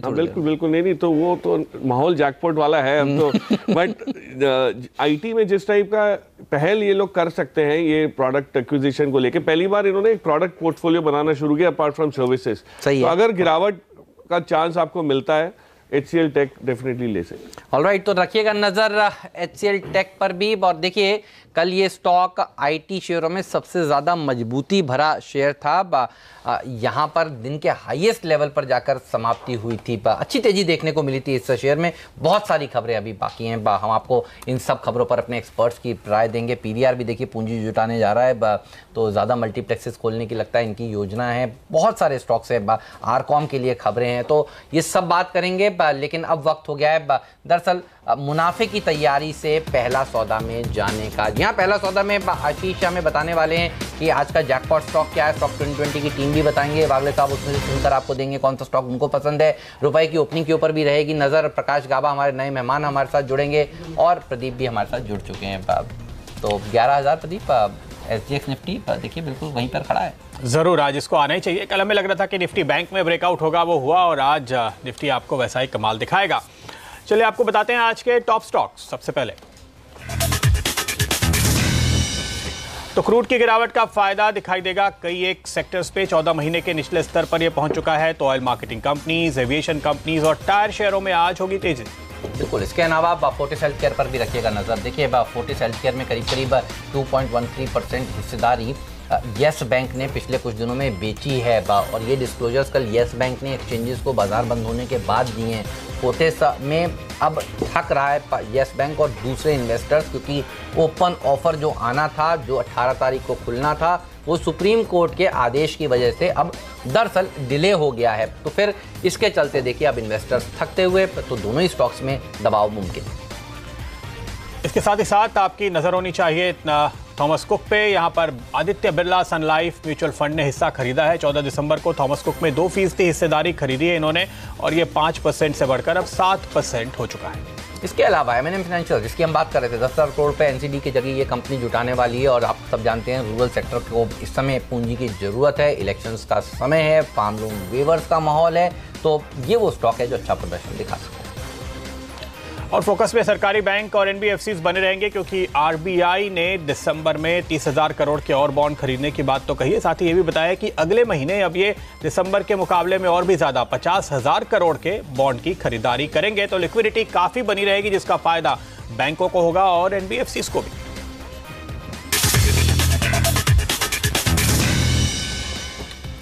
और देखिए अब बाजार खुलने ही वाले हैं। एक बार देख लेते हैं, हांगकांग के मार्केट्स फ्लैट हैं, पॉजिटिव टेरिटरी में लेकिन कारोबार कर रहे हैं। बहुत दिक्कत की बात नज़र नहीं आ रही है। दरअसल ये सारे एशियाई बाजार एक ही काम कर रहे हैं, इंतज़ार कर रहे हैं किसका, फेड के बैठक के आउटकम का। तो वेट एंड वॉच के मूड में है ये मार्केट्स। लेकिन भारतीय बाज़ारों में तो सेंटर रैली देखिए शुरू हो ही चुकी है पिछले हफ्ते मंगलवार से, और 11,000 का स्तर आज जो कल हमें SGX निफ्टी में देर रात दिखा था, वो दिखने की पूरी उम्मीद यहाँ पर लग रही है। और देखिए SGX निफ्टी दिखा रहा है कि एक गैप अप ओपनिंग भारतीय बाज़ारों में देखने को मिलने वाली है। पिछले कुछ दिनों से रुपए से हम क्यूज़ ले रहे हैं, इक्विटी मार्केट्स वहाँ से क्यूज़ ले रहे हैं। और देखिए 72.20 का स्तर था जब 12 दिसंबर को शक्तिकांता दास साहब अपॉइंट हुए थे आरबीआई गवर्नर के तौर पर, और वहाँ से अब तक अगर आप देखें तो रुपए ने बहुत ही शानदार एप्रिसिएशन ₹2 का दिखाया है और उसमें से बड़ा हिस्सा कल हाथ लगा है। इसीलिए बाजार में तेजी हो रही है। तो रुपए की ओपनिंग पर तो रहेगी नज़र, लीजिए गैप अप ओपनिंग की तैयारी हो रही है। दिखा रहा है इस समय निफ्टी प्री ओपनिंग ट्रेड में 42 अंक ऊपर खुलेगा और 200 अंक की तेजी सेंसेक्स में देखने को मिलेगी। तो जिन्होंने कल शॉर्ट कवर नहीं करे उनके लिए आज फिर बाजार हो सकता है थोड़े से मौके दे वो शॉर्ट कवर करें, ऐसा दिख रहा है। लेकिन आप देखिए टेक महिंद्रा भागने के तैयार, इन्फोसिस गैप अप ओपनिंग करने के लिए तैयार, IT शेयरों में भी आज तेजी देखने को मिल रही है। पेंट शेयरों पर रखिएगा नज़र, क्योंकि विस्तार से हमने रंग दे फैक्टर की बात करी थी। वीरू कह रहे थे कि उनको ये पसंद है, लीजिए रुपया खुल चुका है। देखिए अब 34 पैसे की मजबूती देखने को मिल रही है। अब ये 70 के भी नीचे चला जाएगा। तो रुपए ने जो ज़बरदस्त प्रदर्शन दिखाया ये काबिले तारीफ है। शानदार प्रदर्शन देखिए रुपए का, और अब फिर तेजी देखने को मिलेगी फिर से बैंकों में। ध्यान रखिएगा प्रदीप, इससे अच्छी शुरुआत हो नहीं सकती, खुलते ही सेंचुरी मारेगा सेंसेक्स। सबसे बड़ी बात है जो कल हमने ₹1.11 की तेजी रुपए में देखी थी, वो पिछले 5 साल का किसी भी एक दिन का रिकॉर्ड है। तो आपको बता रहा है कि किस तरह का मोमेंटम और क्या पॉजिटिविटी इस समय देखने को मिल रही है। और इस समय जो ताज़ा भाव आप देखिए 70 के भी नीचे निकलने की तैयारी में है। तो मजबूती लगातार बढ़ती हुई एक गैप अप और इसके बाद और भी मजबूत होता हुआ फिलहाल रुपया नजर आ रहा है। बयान दिए कि अगली क्रेडिट पॉलिसी में आरबीआई गवर्नर साहब को रियल इंटरेस्ट रेट्स के ऊपर विचार करना चाहिए। तो देखिए रेट कट का होप ये और बड़ा होता जा रहा है। तो जब से शक्तिकांता दास का नाम आया था उस दिन भी मुनाफे की तैयारी में हमने कहा था कि ये नाम दविश है, ये बाजार को पसंद आने वाला है। और वहां से अब तक देखिए क्या जबरदस्त रैली देखने को मिल रही है। और हमने ये भी साफ तौर पे कहा था हेमंत कि इसका फायदा बॉन्ड मार्केट पर भी आपको दिखाई देगा। और देखिए बॉन्ड यील्ड्स भी तेजी से उसके बाद से गिरती हुई नजर आई है। और इस बॉन्ड यील्ड के गिरने का फायदा आपको सभी बैंकों में क्रॉस स्पेक्ट्रम देखने को मिल रहा है। जो सरकारी बैंकों में तेजी हो रही है उसका भी काफी हद तक इम्पैक्ट है। हमारे साथ सुब्रमण्यम शर्मा आप जुड़ रहे हैं ग्रीनबैक फॉरेक्स के। सुब्रमण्यम जी बताइए क्या है आपका टारगेट अगला रुपए पे? देखिए अभी रुपया भी काफी स्ट्रांग हो रहा है, आज भी खुला है 70 के नीचे अभी गया है। तो लग रहा है कि 69.80 का ब्रेक अगर देखेंगे तो शायद 69.50 भी देख पाएंगे। लेकिन लोअर लेवल में शायद इंपोर्टर बाइंग और आरबीआई इंटरवेंशन के भी चांसेस है। लेकिन ओवरऑल आउटलुक रुपया थोड़ा भी स्ट्रांग है। कच्चे तेल की गिरावट और दूसरे जो यूएस इंटरेस्ट रेट जो अभी बढ़ने की चांसेस को बहुत कम है, ये दोनों कारण रुपया की स्ट्रेंथ आई है। तो ये तमाम फैक्टर्स और एफआईआईस की बाइंग का फैक्टर भी इसमें जोड़ लीजिए, बढ़िया देखने को मिल रहा है। शॉर्ट कवरिंग भी हो रही है, देखिए मार्केट में लगता है यहाँ पर भी हो रही है। शुक्रिया आपका इस चर्चा में शामिल होने के लिए। तो आपको ट्रेड कहाँ करना है? देखिए जैकपॉट स्टॉक की सीरीज में आशीष हमारे साथ फिर से जुड़ चुके हैं बड़े दिनों बाद। इन्होंने कल वेंकीज बताया था, सबको मौका मिला। 2% ऊपर खुलने के बाद 6% तक की रैली देखने को मिली थी। आशीष, आज भी कुछ इसी तरह का आइडिया है क्या? बताइए कौन सा स्टॉक आपने? हाँ, बात सही करी आपने। मूड कंजम्पशन को ही पकड़ने का है, तो कल चिकन और एग्स की बात वेंकीज के जरिए थी, और आज भी एक इंटरेस्टिंग कंजम्पशन लेड थीम है। अल्कोहल कंपनी लिकर मेकर जो देश की लीडिंग है, यूनाइटेड स्पिरिट्स, या इसे हम यूएसएल के नाम से या फिर कई सारे ट्रेडर्स से मैकडॉवेल के नाम से जानते हैं, ये वो कंपनी है जो रडार पर है और कई सालों से एक दायरे में कंसोलिडेट करती हुई नजर आ रही है। और अब लग रहा है कि एक राइप है, एक नए ऑर्बिट की तरफ शायद ये स्टॉक मूव करता हुआ नजर आए। सबसे पहले पेरेंटेज आप लोग की स्क्रीन पर आएगा, और अब तो ये कंपनी जो ग्लोबल लीडर है और ब्रिटिश लिकर जायंट है डियाजियो, उसकी सब्सिडरी है। और डियाजियो, ध्यान रखिए, दुनिया की सबसे बड़ी स्पिरिट मैन्युफैक्चरर है, और बहुत कम लोग जानते होंगे, ना सिर्फ स्पिरिट मैन्युफैक्चरर बल्कि डियाजियो के पास एक, उसे कहा जाता है की प्रोड्यूसर दुनिया भर में बियर्स का भी। फुल कंट्रोल है डियाजियो के पास अब यूनाइटेड स्पिरिट्स का। रिले बीवी जो डियाजियो का आर्म था, अब उसके जरिए ये 54.78% stake, controlling stake United Spirits में ओन करते हैं। इनफैक्ट एफआईआईस 23% के आसपास की होल्डिंग रखते हैं। तो बहुत तगड़े स्ट्रॉन्ग हैंड्स में अब इस समय ये कंपनी यूनाइटेड स्पिरिट्स आपको नजर आएगी। पेरेंटेज के बाद दूसरी इंपॉर्टेंट बात, बेहद स्ट्रॉन्ग बिजनेस है इस कंपनी का। इस देश की लीडिंग अल्कोहल मैन्युफैक्चरर है और आउटस्टैंडिंग पोर्टफोलियो है इस कंपनी के पास तमाम प्रीमियम ब्रांड्स का। तो तगड़े ब्रांड, जॉनी वॉकर दुनिया की लार्जेस्ट सेलिंग स्कॉच, स्मर्नॉफ दुनिया की largest selling vodka, VAT 69, black and white, ये सब डियाजियो के पोर्टफोलियो सब इनके पास आए हुए हैं। इसके अलावा जो यूएसएल का पोर्टफोलियो था, ब्लैक डॉग दुनिया की फास्टेस्ट ग्रोइंग स्कॉच विस्की कहा जाता है, McDowell Signature, Royal Challenge, Antiquity, McDowell's number 1, कई सारे नाम तो आप लोग नाम समझ गए, बोलते ही समझ गए होंगे। वर्ल्ड लार्जेस्ट सेलिंग विस्की है, ध्यान रखिए, McDowell's number 1। Second largest Prestige, Bagpiper, Celebration rum जो कि लार्जेस्ट सेलिंग रम है दुनिया भर में, व्हाइट मिस्चिफ, रोमानोव, इस तरह का पोर्टफोलियो, इस तरह के स्ट्रॉन्ग ब्रांड इस कंपनी के पास हैं। पर मैंने शुरुआत में कहा था, लंबे अरसे से एक रेंज में फंसा हुआ स्टॉक नजर आ रहा है, क्योंकि ओनरशिप बदली थी, उसके बाद एक ट्रांजिशन फेज से ये कंपनी इस समय गुजर रही थी। कंट्रोलिंग स्टेक जो बदला था डियाजियो के पास आया था 2014 में। उसके बाद डियाजियो ने सीरीज ऑफ ट्रांसफॉर्मेशंस करने की कोशिश करी। आपने ऑफ लेट सुना होगा एम्प्लॉय एग्जिट्स होते हुए। इनफैक्ट पिछले फाइनेंशियल ईयर में 1/3 से ज्यादा एम्प्लॉयज कम होते हुए नजर आए थे। 6800 एम्प्लॉयज जो रिड्यूस होकर 4400 के आसपास पहुंच गए थे। डियाजियो अब मैन्युफैक्चरिंग और डिस्ट्रीब्यूशन करने का जो तरीका था वो बदल रहा है, कॉस्ट कटिंग पे फोकस कर रहा है, और जिस तरह से यूएसएल पहले कामकाज करता था उस तरीके को बदलने की इस कंपनी की कोशिश हो रही है। पोर्टफोलियो में तगड़ा रीजेक देखने को मिल रहा है डियाजियो का, और साथ साथ यूएसएल का जो भारत में पोर्टफोलियो था उसमें से कहा जा रहा है 14 पावर ब्रांड्स पे अब एक कंपनी स्पेसिफिकली फोकस करेगी। और यूएसएल के जमाने में 140 ब्रांड्स की बात करी जाती थी, उस तरह से अब इस पोर्टफोलियो को रीजेक करा जा रहा है। इनफैक्ट इस कंपनी के मैन्युफैक्चरिंग फुटप्रिंट्स पहले 88 थे, जो अब रिड्यूस करके 60 के नीचे कंपनी ले आई है। तो ये रीजेक कॉस्ट कटिंग पे पूरी तरह से फोकस है। इंटरेस्टिंगली जो रीजेक हो रहा है पूरी तरह से प्रीमियमाइजेशन पे कंपनी फोकस कर रही है। तो जो पहले यूएसएल था वो लार्जली मास मार्केट पोर्टफोलियो रखता था, और अब लार्जली से प्रीमियम सेगमेंट पे कंपनी फोकस करने की कोशिश कर रही है। और एक इंडस्ट्री में पार्लेंस में कहा जाता है प्रेस्टीज एंड अबव सेगमेंट, अब 66% रेवेन्यूज, आसान शब्दों में 66% रेवेन्यूज प्रीमियम सेगमेंट से अब ये कंपनी मोबिलाइज करती है। इनफैक्ट बैलेंस शीट को स्ट्रेंथन करने की कोशिश हो रही है, तो इंटरेस्ट कॉस्ट रिड्यूस करने की कोशिश, नॉन कोर एसेट्स को मोनेटाइज करने की कोशिश। हाल में 300 करोड़ रुपए नॉन कोर एसेट्स बेचे थे और 1500 करोड़ रुपए नॉन कोर एसेट्स बेचने पाइपलाइन में खड़े हुए हैं। इस बीच ध्यान रखें, मैक्रो एनवायरमेंट में बहुत दिक्कतें आई थी। हाईवे बैन, अल्कोहल को एक्सक्लूजन था जीएसटी से और उसका आफ्टर इफेक्ट्स हमने देखे थे। अनसर्टेनिटी थी क्योंकि मार्केट रूट चेंजेस हुए थे कई सारे स्टेट्स में। ये सब अब लग रहा है कि रेगुलेटरी पर्सपेक्टिव से जो दिक्कतें थी हमारे पीछे जाती हुई नजर आ रही हैं। तो लॉन्ग टर्म के लिहाज से तो कंजम्पशन स्टोरी पे ज्यादा लोग बेट कर रहे हैं, और ये कंपनी जो ट्रांसफॉर्मेशन से गुजर रही है, प्रीमियमाइजेशन, कॉस्ट कटिंग, डीलेवरेजिंग, वो इंटरेस्टिंग है। और ना सिर्फ लॉन्ग टर्म, ध्यान रखें सेकेंड हाफ हिस्टोरिकली इस तरह के हार्ड लिकर कंपनीज के लिए अच्छा रहता है। लो बेस का इंपैक्ट आपको देखने को मिलेगा। साथ साथ जो ऑफलेट प्राइस हाइक्स तमाम राज्यों में कंपनी ले रही है वो अब प्ले आउट होता हुआ नजर आएगा FY19 FY20 में। तो लाइकली है कि इवेंचुअली ये कंपनी नए ऑर्बिट की तरफ शायद मूव करती हुई नजर आए। ओके, तो आप चीयर्स कर रहे हैं। हमारे एक्सपर्ट्स यूनाइटेड ब्रूअरीज की लगातार बात कर रहे थे और यूनाइटेड स्पिरिट्स ये है आज का स्टॉक जैकपॉट शेयर जिस पर होनी चाहिए आपकी नजर। फंडामेंटल्स काफी विस्तार से आशीष ने बताया। प्रकाश गावा जी हमारे साथ जुड़ चुके हैं। प्रकाश, यूनाइटेड स्पिरिट्स 653 के करीब इस समय ट्रेड करता हुआ, क्या है आपके टारगेट इस स्टॉक पे? ये तो स्टॉक बहुत ही बढ़िया है, इतना अच्छा बेस बना हुआ है, इसको ले जाना चाहिए और भूल जाना चाहिए। अब क्रिसमस भी है, न्यू ईयर भी है, उसके ऊपर तो जरूर चला जाएगा। तो आशीष ने कल चिकन इतना कंसोलिडेशन के बाद अगर यहाँ पर नहीं लेंगे तो फिर कहाँ लेंगे? मुझे इसका टारगेट कुछ 800 850 भी नजर आता है, लेकिन उसे वक्त लगेगा।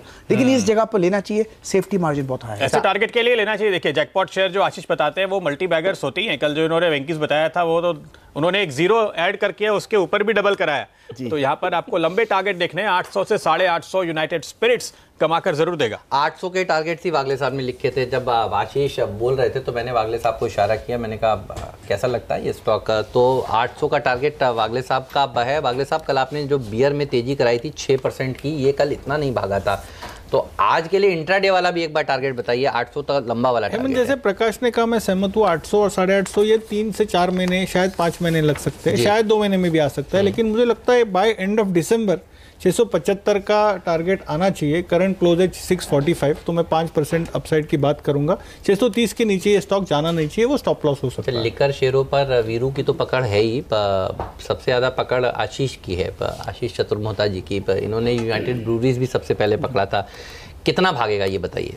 जैसे अभी जो बात चल रही है कि ये ऑल टाइम हाई तो क्रॉस होना ही है, यानी इसमें कोई बड़ी बात नहीं है, क्योंकि जिस तरह के ये लंबे कंसोलिडेशन को ब्रेक कर रहे हैं। ये 2015 में इसका ऑल टाइम हाई था 800 रुपया, उसके बाद 2018 तक इसने अभी तक इसको क्रॉस नहीं किया है। तो मोटा मोटी 3 साल का कंसोलिडेशन ही पहला ब्रेकआउट 800 के ऊपर होगा, और जैसे ही 800 का ब्रेकआउट होगा मेरे हिसाब से 4 डिजिट इसके अंदर में देखने को मिल सकते हैं। और जो अभी आशीष जी कह रहे थे, मेरे हिसाब से आराम से ये स्टॉक इन लेवल से 40-50% की अपसाइड देने का पोटेंशियल रखता है। थोड़ा medium to long term view ये मैं दे रहा हूँ। शॉर्ट टर्म व्यू जो कहा बिल्कुल 800 रुपए के टारगेट्स शॉर्ट टर्म याद भी रहेगा। ये 800 का टारगेट शॉर्ट टर्म में हासिल हो सकता है। आप कुछ समय दीजिए, 1-2 महीने का, तो ये जैकपॉट रिटर्न्स आपको कमाकर देने वाला है। लेकिन आज लिकर स्टॉक्स तो नीरज ने भी बताए थे, लाते हैं वो स्टॉक 2020 के शानदार खिलाड़ी।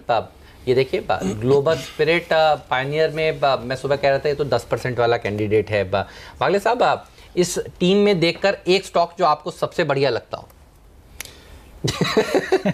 हेमंत, अगर आपने ये जो यूनाइटेड ब्रूअरीज से शुरुआत करा दी है ना, देखिए ये अब सारे स्टॉक्स में देखने को मिल रही है। ईयर एंड का माहौल है, दिसंबर की मतलब क्रिसमस है और सेलिब्रेशन टाइम है, बिल्कुल टाइम। और मैं कोई स्पिरिट की बात नहीं करूं तो ठीक नहीं होगा। सही बात, और आप ना करें तो आप शायद मुझे यहाँ बैठने भी नहीं दोगे। ऐसा नहीं है सर। मैंने चूज किया है ग्लोबल स्पिरिट्स। मुझे लगता है 175 का टारगेट जो नीरज ने दिया है वो आना चाहिए। ग्लोबल स्पिरिट आप पसंद है तो आज तो लिकर शेयर भागेंगे, ये थीम हो गया है। आप देखिए, अच्छा मेरी टीम देखिए, इसमें आपको स्पिरिट तो नहीं मिलेगी लेकिन बहुत सारे शेयर अच्छे हैं। क्या पसंद है बताइए? हेमंत, आपके टीम में 2 स्टॉक्स मुझे इतने सेम टू सेम लगे, दोनों इतने अच्छे लगे कि मैं चूज नहीं कर पाया, तो मैंने दोनों लिख दिए। अच्छा, लोगों को जो एक पहला लेना है वो ले लीजिए। पहला है एनसीएल इंडस्ट्रीज, आपका 155 का टारगेट मुझे लगता है आ जाएगा। दूसरा है एचओवी सर्विसेज, इसमें 200 का टारगेट है, वो आ जाना चाहिए। एचओवी सर्विसेज, एनसीएल इंडस्ट्रीज, ये वो स्टॉक्स हैं जो अच्छा प्रदर्शन दिखाएंगे। और नीरज की टीम में ग्लोबल स्पिरिट अच्छा लगता है। प्रकाश, 2 हैं आज हमारे साथ, तो डबल प्रकाश हैं आज हमारे पैनल में। गावा साहब, आपके पिक्स बताइए क्या है? मुझे 2 स्टॉक अच्छे लगते हैं, दोनों ही बैंकिंग क्षेत्र से है। मैं पहला स्टॉक लूंगा HDFC बैंक, काफ़ी हद तक अच्छा है। इसका जो टेक्निकल टारगेट्स है अपसाइड करीब 2160 के करीब जाना चाहिए, उससे भी ज़्यादा हो सकता है। स्टॉप होगा 2115। और दूसरा है कोटक महिंद्रा बैंक। काफ़ी हद तक नेगेटिव न्यूज़ था पिछले दिनों, लेकिन मुझे लगता है वो ख़त्म हो गई, और मुझे लगता है यहाँ से एक अपमूव मिलना चाहिए कोटक महिंद्रा बैंक में। टारगेट हम अपसाइड 1260 के होंगे, स्टॉप होगा 1220 का। तो बैंकिंग क्षेत्र तक दोनों ही बैंक, तो दोनों दिग्गज प्राइवेट सेक्टर बैंक पर है नजर। 2160 के टारगेट HDFC बैंक में और 1260 के टारगेट आपको कोटक महिंद्रा बैंक में इस समय मिल रहे हैं। बैंकों की बात चल रही है तो कल हम कैपिटल फर्स्ट की बात कर रहे थे और IDFC की, तो वागले साहब ने कल चुना था कैपिटल फर्स्ट और हमारे साथ अमरीश थे, उन्होंने चुना था IDFC बैंक। दोनों ही स्टॉक में जबरदस्त तेजी देखने को मिली और आज फॉलो अप बाइंग भी देखी जा रही है। प्री ओपन सेशन में ये दोनों कल का आपका मुनाफा और भी बढ़ाकर ला रहे हैं। अब चूंकि तस्वीर साफ हो चुकी है, इस सीरीज की एक्सपायरी के साथ ये स्टॉक जो अलग अलग ट्रेड हो रहे हैं एक हो जाएंगे। अगली सीरीज से आपको एक ही स्टॉक यहाँ पर दिखाई देगा।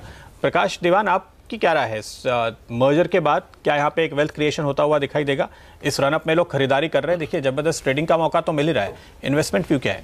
बिल्कुल है, बहुत पॉजिटिव। कल हमने क्लोजिंग के टाइम भी यही डिस्कस किया था कि अब फाइनली जो साइनर्जीज हैं वो फायदे रूप होने लगेंगी। और दूसरा ये कि कल अगर आप देखें कल के जो क्लोजिंग का भाव है उसमें एग्जैक्टली वो रेशियो के हिसाब से अलाइन हो गए दोनों भाव। जो पहले गैप था कि कैपिटल फर्स्ट थोड़ा सस्ता पड़ रहा था वो चला गया, तो वो परफेक्ट अलाइनमेंट हो गया। और आज डेट आ गई 31 दिसंबर। अगर आप प्रभा देवी से निकलेंगे तो वहाँ पे आपको उनकी बैंक के ब्रांच के बोर्ड्स भी चेंज हो गए दिखेंगे। अब उसका नाम हो गया first IDFC first bank. So you know that वो कैपिटल की जगह IDFC आ गया, तो that transformation is already under way operationally जो बोलते हैं जिसको। तो मुझे लगता है बट अपसाइड जो आएगी वो 1 क्वार्टर 2 क्वार्टर बाद आप देखिए, उसमें कोई इमीडिएट बेसिस पे सिर्फ एक बोर्ड चेंज करने से कारोबार नहीं चेंज हो जाएगा। जो रिटेल फ्रेंचाइज इनकी जो बढ़नी बाकी थी, जो बाकी बैंकों के कंपैरिजन में IDFC नहीं बढ़ा पाया था, वो फाइनली आपको बढ़ते हुए दिखेगी। वैद्यनाथन साहब के हाथ में कबाड़ आने का इम्पैक्ट तो दिखाई देगा ही। नहीं absolutely, but more than a person's influence मुझे ये लग रहा है कि जो आपके पास रिटेल फ्रेंचाइज आ रही है जो कैपिटल फर्स्ट ला रहा है, जो IDFC के पास नहीं थी, तो IDFC होलसेल फंड जुटाएगा और कैपिटल फर्स्ट आपको क्लाइंट्स ला के देगा सकते हैं। तो ये जो कॉम्बिनेशन है इसका जो असर है वो आपको 1-2 क्वार्टर बाद दिखेगा। उस एंटिसिपेशन में स्टॉक शायद लेना लोग शुरू कर देंगे, but I would still wait for some. तो वागले साहब का कल का टारगेट तो मेरे ख्याल से अचीव हो चुका है। अब क्या देखते हैं? कल जो मैंने बात की थी 570 575 वो तो लगभग 568 आया है। मैंने आज अचीव हो गया सर, 584 पे खुल रहा है, इसलिए आज तो मोहर लगा दी। 610 तक तो जाना चाहिए। 610 के टारगेट कैपिटल फर्स्ट पे दिखाई दे सकते हैं। और IDFC बैंक IDFC बैंक मैंने एक्चुअली दोनों के बीच में कैपिटल फर्स्ट चूज किया था, बट मुझे लगता है IDFC बैंक भी 4350 तक तो जाना ही चाहिए। कल का क्लोज है 41 का, तो नजर रखिए इन पर। कल भी अच्छा प्रदर्शन सेकंड हाफ में इनमें देखने को मिल रहा था और ये स्टॉक्स तहत जो अब खबरों के चलते आज रडार पर होंगे। पर रिलायंस कम्युनिकेशन खबरों के चलते रडार पर होगा और ये गैप डाउन ओपनिंग दिखा रहा है। अब तो यहाँ पर दिक्कत की बात अब आज सुबह सवेरे आपको नजर आने वाली है, लेकिन बहुत 100 पॉइंट ऊपर देखिए सेंसेक्स खुल चुका है। 10,930 के आसपास निफ्टी ने शुरुआत कर दी है। 21 अंक की मजबूती।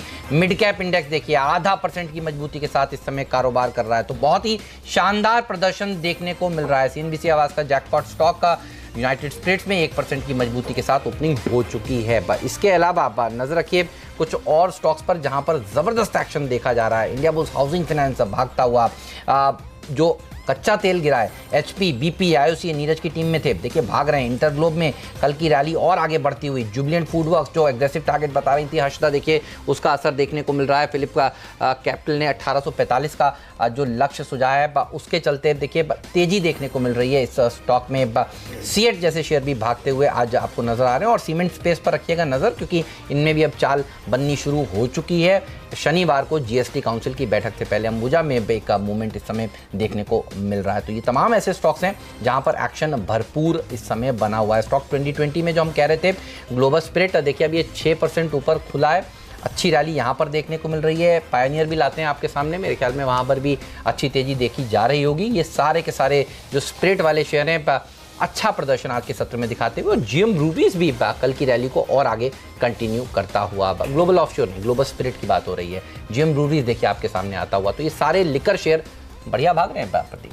बिल्कुल, तो जबरदस्त तेजी यहाँ पे देखी जा रही है। इसके अलावा देखिए एक छोटा स्टॉक यूको बैंक, जहाँ पर हम करीब 4% ऊपर ट्रेड देख रहे हैं और बहुत ही जबरदस्त वॉल्यूम के साथ खरीदारी यहाँ पे देखी जा रही है। तो छोटे सरकारी बैंकों के ट्रेड में आज ये शेयर तेजी दिखा रहा है। और दूसरा है देना बैंक, जहाँ पर आप ऐसी तगड़ी खरीदारी देख रहे हैं अच्छे वॉल्यूम के साथ। इसके अलावा रंग दे थीम, जिसकी सुबह आप लोग बात कर रहे थे, उस पर नजर डालिए। वीरू की थीम पे बर्जर पेंट, एशियन पेंट्स, इन दोनों में एक शानदार शुरुआत देखने को मिली है तगड़े वॉल्यूम के साथ। इंडियाबुल्स रियल इस स्टॉक पे तेजी देखी जा रही है। जो खबर यहाँ पर निकल कर आई है अब हिस्सेदारी बेचने की, उसका असर साफ तौर पे है। और इंडियाबुल्स हाउसिंग फाइनेंस पर भी एक पॉजिटिव इम्पैक्ट है। करीब 3-3.5% ऊपर खुलने के बाद यहाँ पर और खरीदारी देखने को मिल रही है। तो ये स्टॉक काफ़ी मजबूत शुरुआत दे रहा है। आज शुरुआती मिनटों के दौरान इंडियाबुल्स हाउसिंग फाइनेंस पे सबसे पहले मेरी नज़र होगी। प्रकाश बताइए।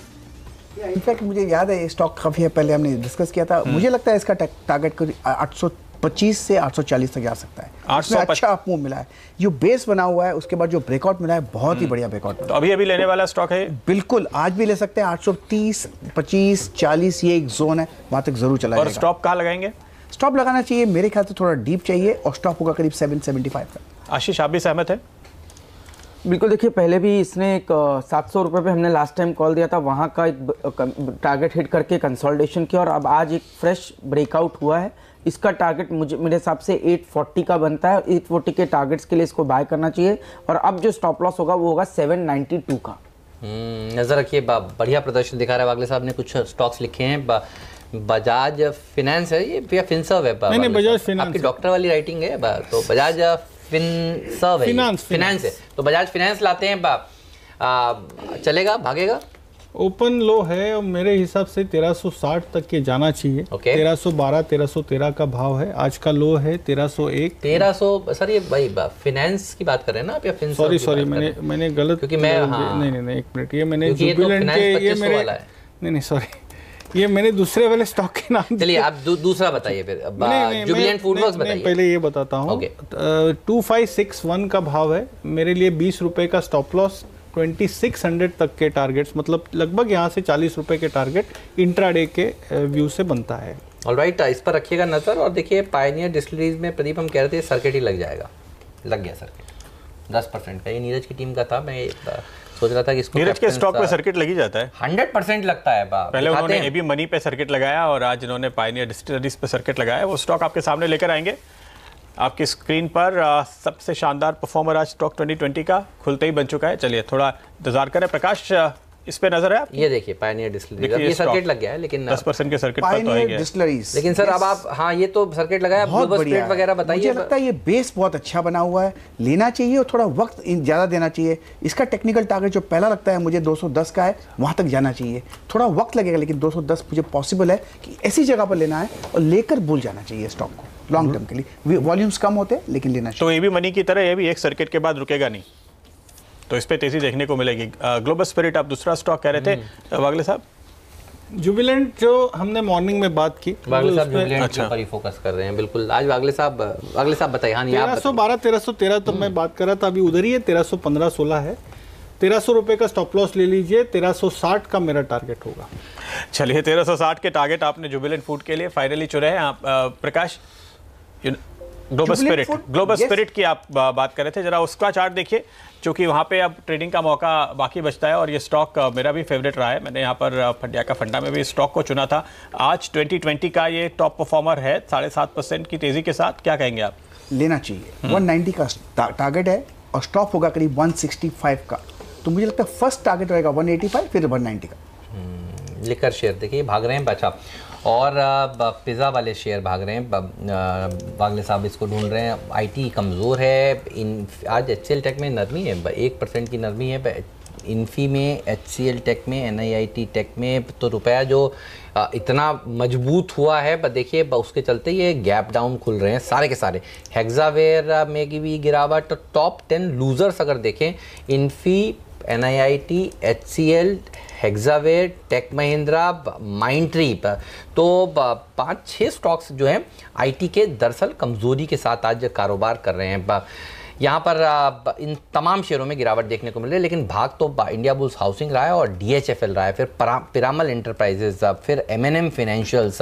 ये सारे के सारे फाइनेंशियल सेक्टर से जुड़ी हुई कंपनियों में ज़बरदस्त तेजी देखने को मिल रही है। जो आप थीम बता रहे थे बॉन्ड यील्ड्स वाला, वो इनके लिए भी लागू है? इनके लिए है, बट इनके लिए लिक्विडिटी की वजह से जो पॉजिटिविटी आई है, और दूसरा पिरामल ने भी डिसाइड किया है पैसा रेज करना है। डीएचएफएल अपना एसेट मैनेजमेंट बिजनेस में हिस्सेदारी बेच के पैसे जुटाने के उसमें लक्ष्य से अनाउंस किया है इन्होंने। तो हर एक जने को ये दिख रहा है कि ग्रोथ है, उसके लिए पैसे जुटाइए, कैपिटल बनाइए।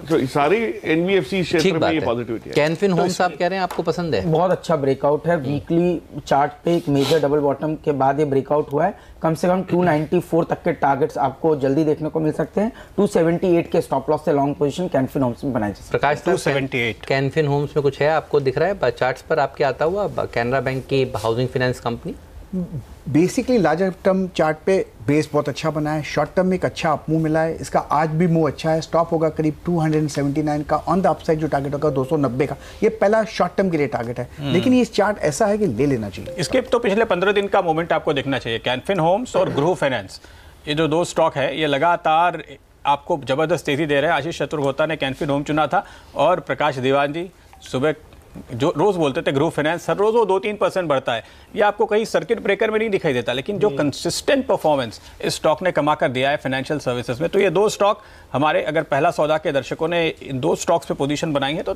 तगड़ी कमाई उन्होंने जरूर की होगी। पीरामल एंटरप्राइजेस की जो हम बात कर रहे थे वहाँ पर जो एक खबर भी है वो बतानी चाहिए। इनको जो इशू करना है वहाँ पर थोड़ी सी हर्डल थी कि इन्होंने एक ऑप्शन दिया हुआ है बायर्स को, और वहाँ पर ये कहा गया था कि अगर A+ से नीचे रेटिंग आ गई तो वो बॉन्ड फिर से वापस ले सकेंगे, तो अब उन्होंने उसको घटा के BBB+ करने का जो कल फैसला किया है, उसके बाद ये लग रहा है कि अब यहाँ पर ये बॉन्ड इशू कामयाब होगा और इसमें आपको जबरदस्त मूव इसी वजह से आ जाता हुआ दिखाई दे रहा है। इस शेयर पे फिलहाल 2286 के लेवल इस पर आते हुए नजर आए। पीरामल पे हमने टारगेट शायद नहीं लिया है। प्रकाश कावा आप देख रहे हैं पीरामल एंटरप्राइजेस, क्या है आपके टारगेट इस पर? ये चार्ट मैंने लास्ट वीक निकाला था, मुझे ध्यान है, इसका जो टेक्निकल टारगेट है ऑन द अपसाइड करीब 2400 का होना चाहिए, वहां तक जरूर चला जाएगा। लेना है तो आज भी ले सकते हैं, स्टॉप होगा 2200 का, तो पिरामल एंटरप्राइजेस में एक बाय है, बढ़िया मूव है 2400 के टारगेट के साथ। तो ये वो हाउसिंग फाइनेंस कंपनियां NBFCs ये बढ़िया प्रदर्शन दिखा रहे हैं। इन शॉर्ट आप देखिए कल बैंकों ने तेजी दिखाई, बैंक आज भी उस तेजी को आगे बढ़ा रहे हैं। देखिए हमारी टिकर टीम दिखा रही है PSU बैंकों में क्या जोरदार रैली देखने को मिल रही है।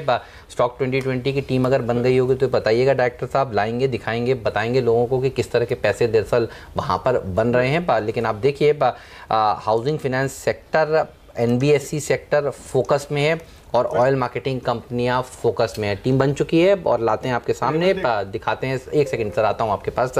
पेनिनसुला लैंड 7% ऊपर है, HOV सर्विसेज में शायद सर्किट लगने की तैयारी है, 10% ऊपर है। थोड़ी आंखें कमज़ोर हो गई। ये वाला टीवी जो बड़ा वाला है ये सामने अगर लाएंगे तो ज़्यादा समझ में आएगा। ये हमारे कैमरामैन के लिए एक संदेश था। HCL टेक में 6% ऊपर कारोबार कर रहा है और NCL इंडस्ट्रीज, ये वागले साहब को पसंद था, ये भी 6% ऊपर कारोबार हो रहा है। पायनियर में सर्किट लग चुका है और ग्लोबल स्पिरिट में लगने की तैयारी हो रही है। एसोसिएट एल्कोहल 4% ऊपर है और प्रिज्म जॉनसन, ये नीरज ने बताया था। सीमेंट शेयर बढ़िया प्रदर्शन दिखाएंगे, दिखाने की शुरुआत हो चुकी है। दीवान साहब आप कुछ कह रहे थे, बताइए। मैं टोक रहा था आपको ये करने की, ये T20 की टीम आ गई तो मेरे लिए इजी वे हो गया कि आप इतने सारे PSU बैंक चले, छोटे वाले खास के, आपने यूको कैसे चुना? ये कैसे करते, मतलब ये मुझे समझना था। नहीं सीरियसली, आपकी टीम में एक ही बैंक है, मतलब PSU बैंक्स में से, और वो यूको था जो प्रदीप ने शुरुआत में ही कहा कि वहां भी जबरदस्त स्टार्ट जो हुआ वो दिखाएं। एक बार यूको लाते हैं, आप यूको की बात कर रहे हैं। शुरू से ही मतलब इट हैज बीन स्ट्रांग, खुला ही मतलब वो 4% है जो भी ऊपर है। तो ये जब इतने सारे बैंक थे, क्योंकि हमारे साथ होता क्या है कि PSU बैंक में चॉइस बहुत हो जाती है सर, खास करके जब मझोले छोटे PSU बैंक्स ढूंढते। ईरान का पैसा रुपए में जाएगा, यही खबर पता थी सर, और ये खबर के चलते हमें लगा कि यूको बैंक के ऊपर फायदा होना चाहिए। आपने शायद आपके दो बैंक्स, ये दोनों PSU बैंक थे, दोनों बढ़िया प्रदर्शन दिखा रहे हैं। यूको में कुछ नजर आ रहा है आपको, या आप दीवान साहब के बगल में प्रकाश सर, आपको अच्छी तेजी बनेगी क्या? ये ब्रेकआउट गैप है और ये ब्रेकआउट गैप में बहुत ताकत होती है, इसलिए ले लेना चाहिए। और स्टॉप होगा करीब 1975 का यूको बैंक में। ऑन द अपसाइड जो पहला पड़ा रहेगा 21 का, मुझे लगता है वहां तक जाना चाहिए, उसके ऊपर भी जा सकता है। ये ब्रेकअप गैप सिर्फ एक दिन का नहीं लगता मुझे। ठीक है, तो ये बढ़िया लगता है। आपको भी चार्ट्स में यूको पसंद है क्या, छोटी टिकट साइज का शेयर?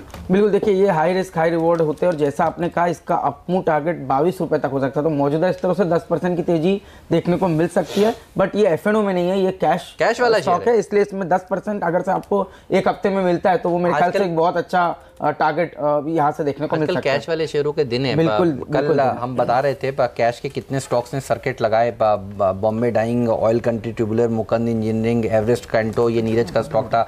गार्डन सिल्क हमने बताया था, नया खिलाड़ी, ग्रोवर एंड व्हील, ये सब सर्किट इंटरडे में लगते हुए नजर आए थे। तो दर्जनों शेयर थे जो बताए गए थे आपको कैश मार्केट के, और देखिए कैश मार्केट शेयर ही कमाल दिखा। और एक बात और हेमंत, आज इसका वॉल्यूम कल के वॉल्यूम से ऑलरेडी डबल हो चुका है। अच्छा, यूको में? बिल्कुल।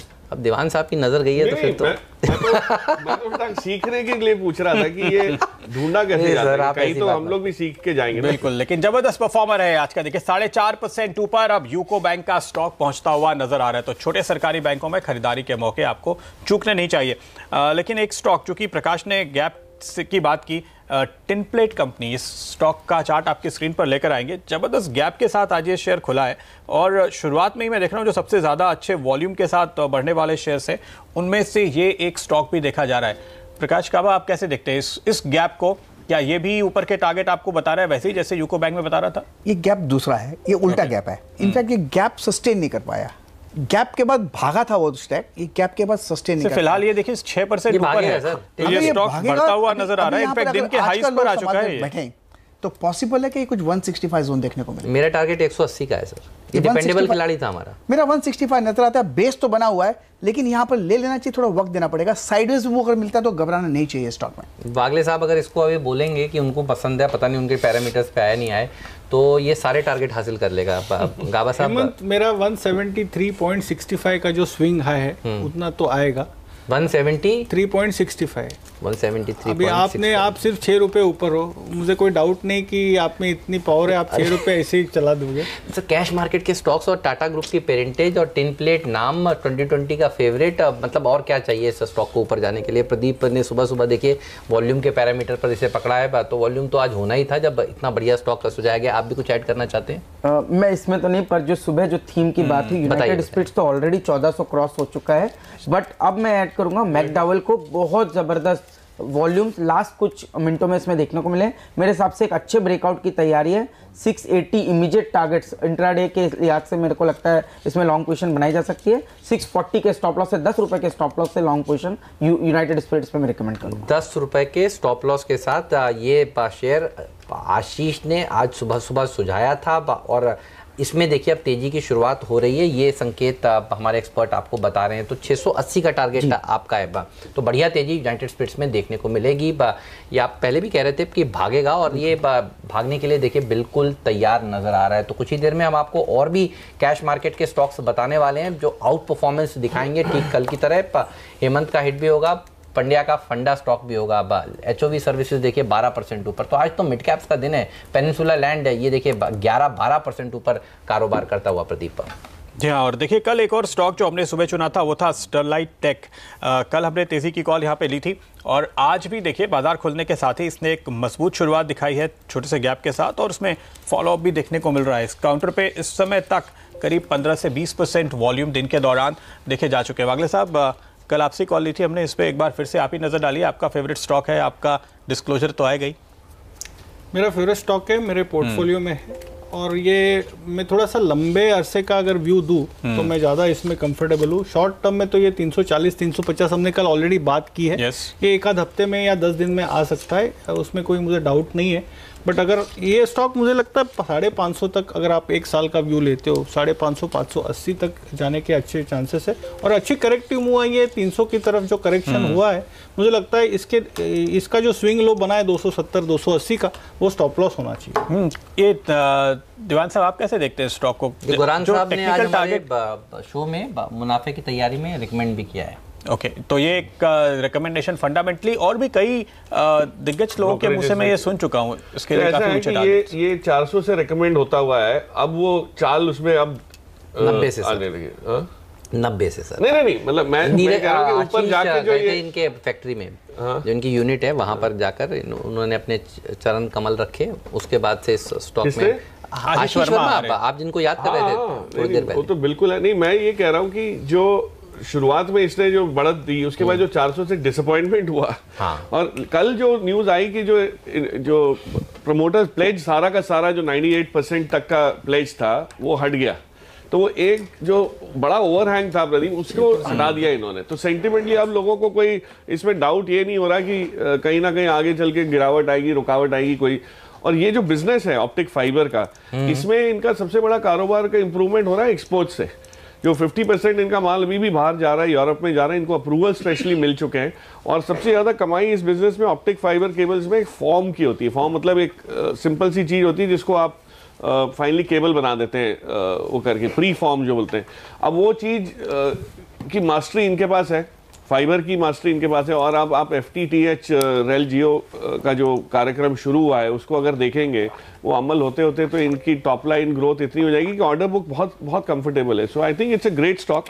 300 के नीचे जब आया था तब भी मैंने कुछ क्लाइंट्स को रेकमेंड किया कि ये वैल्यू बाई हो गया है। अच्छा। लेकिन इसमें बिकॉज हर लेवल पे लोग थोड़े से जो फंसे हुए वो एग्जिट लेते रहते हैं, आपको ये धीरे धीरे दिखेगा कि बढ़ रहा है। इसमें कोई एक रफ्तार वाली चाल एकदम से नहीं आ जाएगी एक तरफा। तो आप यहाँ पर कह रहे हैं कि थोड़ा इंतजार करके लेना है, लेकिन देखिए फिलहाल तो ये तेजी में है और वागले साहब के टारगेट की तरफ बढ़ता हुआ 340 के लेवल उन्होंने सुझाए। कल भी ये दिन के हाईस के आसपास ही आकर बंद हुआ था और आज अब देखिए उसके ऊपर साफ तौर पे निकलने की तैयारी दिखाई दे रही है इस शेयर में। तो स्टरलाइट टेक फिलहाल तेजी में चल रहा है, स्टॉक अच्छे वॉल्यूम के साथ बढ़ने वाले शेयरों में शामिल। चलिए आइए आपको मैं बताता हूं अब आज का मेरा पंड्या का फंडा स्टॉक कौन सा है। और आज जिस स्टॉक पर मेरी नज़र है वो एक दरअसल टेक्नोलॉजी से जुड़ी हुई कंपनी है, उसका नाम है क्विक हील टेक्नोलॉजीज। और इस स्टॉक पे नज़र डालने की जो साफ वजह है, इनके 2 नए प्रोडक्ट लॉन्च होने वाले। आजकल हम सुनते रहे इंटरनेट ऑफ थिंग्स की बात होती है और कई लोगों के घरों में आजकल एलेक्सा है और इस तरह के नए डिवाइसेस हैं। अब ये ऐसा प्रोडक्ट ला रहे हैं जो केवल आपके कंप्यूटर को नहीं प्रोटेक्ट करेंगे, केवल आपके मोबाइल को ही नहीं प्रोटेक्ट करेंगे। अब ये इस तरह के जो दूसरे डिवाइसेस हैं इंटरनेट ऑफ थिंग्स और इनमें आपके घर के तमाम डिवाइस आगे आने वाले दिनों में जुड़ जाने वाले हैं, वो इन सबको प्रोटेक्ट करता हुआ ये नजर आएगा जो नया प्रोडक्ट क्विक हील की ओर से आएगा। और इसकी जो लॉन्च है वो जल्द ही होने वाला है। आपको मैं बताऊं ये कंपनी वर्चुअली डेट फ्री है, तो ये फंडामेंटली बहुत ही स्ट्रॉन्ग शेयर है। अगर आप देखिए इसका परफॉर्मेंस कैसा रहा है, 25 से 30% का डिविडेंड पे आउट ये देती है। अच्छा, पिछले 4 क्वार्टर्स के दौरान जब हमने इस स्टॉक को अच्छा खासा करेक्ट होते हुए देखा, उस दौरान इन्होंने अपनी सेल्स बढ़ा ली है 23%, इन्होंने अपना मुनाफा बढ़ा लिया है तकरीबन 74%, जी हाँ 74%। तो ये जो जबरदस्त जंप देखने को मिला है प्रॉफिटेबिलिटी में हाल के दिनों में, इसकी बड़ी वजह ये रही है कि रिटेल में तो सबके पास इन्होंने ऑनलाइन ऑफलाइन दोनों तरीके से क्विक हील के प्रोडक्ट बेचे ही हैं, लेकिन इसके साथ साथ इन्होंने एंटरप्राइज बिजनेस में बहुत कामयाबी हासिल की है। थोड़ी सी दिक्कत पहले क्वार्टर में सरकारी कॉन्ट्रैक्ट में थी क्योंकि वहां पे सरकार ने एक नया ई मार्केट प्लेस लॉन्च किया, तो जो पुराने रिलेशनशिप थे वो थोड़े से ब्रेक हुए, लेकिन दूसरे क्वार्टर में उसकी भरपाई हो गई है और मैनेजमेंट का ये संकेत है कि तीसरे और चौथे क्वार्टर में आपको यहां से और जबरदस्त तेजी देखने को मिलेगी। 15 के पी पर यह स्टॉक चल रहा है, तो मैंने देखने की कोशिश की कि ये अमूमन किस रेंज में चलता है। 15 से 25 की इसकी पी रेंज होती है, यानी इस समय अगर आप वैल्यूएशन के लिहाज से स्टॉक को लेना चाहते हैं फंडामेंटली, तो एंट्री लेने के लिए आपके पास बहुत ही शानदार मौका है। और देखिए किन लोगों के पास है ये स्टॉक। प्रोमोटर का स्टेक ही अगर आप देखेंगे तो करीब 72% है। 80 से 85% स्टेक दरअसल काफी बड़े निवेशकों के हाथ में है। सिकोया कैपिटल के पास इसमें करीब 5% का निवेश है, फाइस के पास कुछ दूसरे फंड्स के पास निवेश है और दिग्गज निवेशक रमेश दमानी इसमें करीब 1.25% का हिस्सा रखते हैं। तो ये सारे जाने माने दिग्गज निवेशकों की पसंद का स्टॉक है। यहाँ पर ट्रेडिंग के लिहाज से मुझे 230 के टारगेट नजर आ रहे थे जो ऑलरेडी हासिल हो चुके हैं हमारे बात करते करते, लेकिन 290 ये मेरा यहाँ पर इन्वेस्टमेंट का टारगेट होगा। जैसे मैंने बताया कि 15 से 25 का पी आपको पकड़ना चाहिए, तो 15 के पी पर आज एंट्री ले रहे हैं और 25 के पी के आसपास अगर ये जाएगा इस समय की अर्निंग्स के हिसाब से, तो मैं आपको 290-300 के टारगेट देता हूं। लेकिन अर्निंग जिस तरह से बढ़ी है पिछले क्वार्टर्स में, अगर वो रफ्तार रही तो ऊपर के टारगेट जाहिर है कि आपको तेजी से रिवाइज करने पड़ेंगे। प्रकाश काबा, आपने लगता है चार्ट देख लिया है, बताइए। चार्ट मेरे सामने है, मुझे इसका टारगेट मिनिमम शॉर्ट टर्म में 250 नजर आता है। वहां तक जाके रुकेगा, थोड़ा प्रॉफिट बुकिंग आ सकती है, लेकिन आज अगर किसी को लेना है 250 के लिए तो आज भी ले सकते हैं। स्टॉप होगा 210 का, बस ले लेना चाहिए। 250 के टारगेट की आप बात करें यहाँ पे। दीवान साहब, आपकी क्या राय है? देखिए काफी दिग्गज निवेशकों की पसंद का स्टॉक है और मैंने अर्निंग्स ग्रोथ देखी, जब स्टॉक नीचे जा रहा है और मुनाफा 73% बढ़ रहा है पिछले 4 क्वार्टर के अंदर। नहीं, इसमें सब कुछ ये पैरामीटर्स मीट होते हैं जो मैंने कुछ समय पहले देखा था, अभी रिसेंट उसमें स्टडी नहीं किया है, बट चिंता तब एक ही आती थी, जो सवाल उठता था कि ये जिस फील्ड में compete कर रहे थे कंप्यूटर्स के, उसमें फ्री में जो आपको एंटीवायरस सॉफ्टवेयर मिल रहे थे, मैकाफी, नॉर्टन वाले, उनके सामने इसका कितना वर्चस्व बन सकता है या प्राइसिंग पावर आ सकती है। लेकिन अब जो चेंज आ रहा है वो ये कि ये कंप्यूटर को छोड़ के बाकी सब डिवाइसेस को वो कर रहे हैं, which is a big market, which is a faster growing market. Computer तो उल्टा एक स्टैग्नेट होने लगा है मार्केट, जो हैंड हेल्ड्स हैं, टैबलेट्स हैं, ये सब चीज़ों में जब होने लगेगा और सब इंटीग्रेटेड है। आज आपके फोन और लैपटॉप और टैबलेट और घर का टीवी एक साथ बोलता है। आपका एलेक्सा कैसे चल रहा है ये बताइए। नहीं, एलेक्सा जवाब ही नहीं देती हम लोग। गूगल होम को भी प्रोटेक्ट करेगा बाय द वे ये एलेक्सा के साथ। तो जब आप ये इस टाइप की चीजें यूज करने लगेंगे तो डेफिनेटली इसकी डिमांड बढ़ेगी। और अभी तो वायरस आना शुरू नहीं हुए हैं, दादा साहब बीमारी तो अब आएगी। मुझे लगता है इनसे पूछना है, एलेक्सा इनकी स्टॉक्स निकालता है? एलेक्सा आपके स्टॉक्स निकालता है? ये तो बड़ा एलेक्सा को सवाल क्या पूछना वो बहुत जरूरी होता है। अगर आप पहले एलेक्सा नहीं बोले Alexa what is the time, अगर आपने बोला what is the time Alexa तो गलत है। Alexa what is the time, ये है ना सर, ऐसा ही है। नहीं तो उससे सवाल वही तो मैं समझा रहा था। एलेक्सा पहले बोलना पड़ता है। Alexa please switch on CNBC आवाज, तो वो अपना फिर स्टॉक्स निकल आते हैं सर। तो ये सवाल सही होना चाहिए सर। इसे कहते हैं मतलब बिल्कुल सही आपने जो एनालिसिस करी है। अच्छा, आपका एक स्टॉक मैं बहुत देर से देख रहा हूँ, अरविंद स्मार्ट स्पेसेस। बस सर मैं देख रहा था कि अब ये सर 2019 के नजरिए से है, तो मैंने इसलिए 19 मिनट में देखना साहब देखेंगे सर इसको, ये क्योंकि ये मैंने आपसे कहा था जब आप अरविंद की बात करेंगे स्मार्ट स्पेसेस की, आपने तो 2018 पूरा होने से पहले बोला था नजदीक आ जाएगा। हाँ सर, तो ये वागले साहब दम है, ये 10% तो हो गया, ये 20% वाला कैंडिडेट नजर आ रहा है क्या आपको अरविंद स्मार्ट स्पेसेस? और अब देखिए पिछले कुछ दिनों से जो हम स्टॉक्स बता रहे हैं हमारे एक्सपर्ट्स, आप, हम सब मिलकर, ये उसमें रियल एस्टेट का तड़का ज़रूर है। मुझे याद है रेमंड वागले साहब जब आपने बताया था 813 का भाव था रेमंड में, आज भी देखिए 850 के ऊपर मैं देख रहा था, कल 54 के आसपास 55 के आसपास क्लोज था। ये देखिए अभी भी वहीं कारोबार कर रहा है, 813 वाला 855 है। ये रियल एस्टेट के सारे स्टॉक्स देखिए जो टिकर टीम दिखा रही है। ये अरविंद स्मार्ट स्पेसेस भागेगा, कितना भागेगा बताइए सर? हेमंत सिर्फ 4% बाकी है। हाँ, ये तो 16% ऑलरेडी हो गया है। ये देखिए अगर दीवान साहब बोले और हम ये कहें कि देखिए ये स्टॉक तो इनसे हमें नया लेना है कल के दिन, ये रोज आएंगे, तो नहीं मतलब 2019 20% का मुझे डाउट नहीं, मैं इसके ऊपर वाले टारगेट्स देख रहा हूँ जो कि लगभग 140 तक के हो सकते हैं। तो वो, लेकिन उसमें क्या पोजीशनल ट्रेड होगा, वो आज के आज कंपनी है। लेकिन 141 का टारगेट मैंने भी दिया, 141 का आपने भी तो दिया, वो मेरा व्यू बनता है पोजीशनल। तो कहाँ मिलते हैं देखिए ऐसे शानदार रिटर्न्स? प्रदीप ने अभी बताया क्योंकि प्रदीप मुझे याद आता है रमेश दमानी जी ने काफी समय से, सच सही बोल रहा हूँ ना, वही मैंने बताया भी 1.25% उनका हिस्सा है और उनके डिसअपॉइंटमेंट हुआ है, उसको मायूसी नाम मतलब मायूसी से घबराई नहीं। मैं तो इसमें देखिए जो ट्रिक मैं समझ गया हूँ, इसकी पीई की एक रेंज होती है, अगर आप देख सकते हैं तो 15 से 25, और मैंने देखा 15 पे है, तो ये लेने का मौका है। 25 पे जाएगा, आपको लगता है कि वो वाली ग्रोथ नहीं आएगी, 75% की मुनाफे की ग्रोथ दिखती है तो ठीक है। प्रदीप ने फंडामेंटल में देखिए जो कदम रखा है बहुत ही बढ़िया रखा है। नहीं, फंडामेंटल तो मेरी स्ट्रेंथ ही है। मैं तो टेक्निकल वागले साहब और दूसरे एक्सपर्ट्स को और प्रकाश गाबा जी से तो मैंने बहुत सारा सीखा है पहले दिन से ही, तो इन्होंने काफी कुछ सिखा दिया। अच्छा। लेकिन ये फंडामेंटल मैं फिर से याद कर रहा हूँ। टेक्निकल एक्सपर्ट बढ़िया है ये तो, मतलब तो एमबीए और सीएफए करके फंडामेंटल तो स्ट्रांग हो ही जाते हैं, फिर उसमें सोचने की बात नहीं है। ये तो मैंने बोला ये भी क्यों छोड़े, तो टेक्निकल भी सीख लिया। आपने जो बताया था यूनाइटेड स्पिरिट्स, जो प्रदीप जो हमारे रिसर्च हेड आशीष वर्मा ने दिया था, ये चलना शुरू हो रहा है। अब मैं आपको बताता हूँ कुछ और सर्किट वाले स्टॉक्स जो बढ़िया प्रदर्शन दिखाएंगे। हेमंत का हिट का समय आ गया है। आज सुबह से सबसे ज्यादा हमने एक ही बात करी है सर, सेंटा रैली की, सेंटा क्लॉज की। सेंटा क्लॉज का हमने पोस्टर भी देखिए आपको दिखाया और पूछा सबसे क्या सेंटा रैली शुरू हो चुकी है। आर्चीज ये एक कंपनी है छोटी वाली, जैसा प्रकाश दीवान साहब कहते हैं छोटी कंपनी, मतलब 100 करोड़ के आसपास के मार्केट कैप वाली कंपनी बढ़िया प्रदर्शन दिखा सकती है। और ये जनरली सीजनल स्टॉक्स हैं, ये जब इस तरह का माहौल होता है तब यही अच्छा प्रदर्शन दिखाते हैं, इसीलिए दरअसल आर्चीज हमें पसंद है। ये आज नहीं, अब से लेकर अगले कुछ दिनों तक बहुत ही तगड़ी रैली दिखाने के लिए तैयार है। कल आप याद करिए हमने गार्डन सिल्क बताया था शॉपिंग के थीम पर, तब हमने आपसे कहा था इस स्टॉक को खरीदिए, अच्छी तेजी देखने को मिलेगी। दरअसल क्रिसमस का ये वो समय होता है जब, और न्यू ईयर का ये समय होता है जब कॉर्पोरेट गिफ्टिंग का कारोबार बढ़िया प्रदर्शन दिखाता है। कॉर्पोरेट गिफ्टिंग के कारोबार में तो कंपनी है ही, टॉयज में भी है, कार्ड्स में भी है, और अब जो इन्होंने एक्सपैंड किया है वो फ्लावर्स, केक्स। अगर आपको केक बागले साहब किसी को देना हो तो इस बार आप इनकी वेबसाइट पर जाकर एक ऑर्डर कर सकते हैं, सेंटा वाला केक बना हुआ आएगा। तो ये सारी चीज़ों में ये कंपनी दरअसल अब आगे कदम ला चुकी है। ऑनलाइन जो कारोबार है देखिए वो बहुत तेज़ी से कंपनी ने बढ़ाया है, डिलीवरी ट्रैक करने से लेकर डिलीवरीज को देने से लेकर ये सारा कारोबार इसका अच्छा चल रहा है। अच्छा, फ्रेंचाइजी तो बढ़िया है ही। कल मैं देख रहा था कि डीमार्ट ने लाइफ टाइम हाई लगाया था, हमने बात भी करी थी।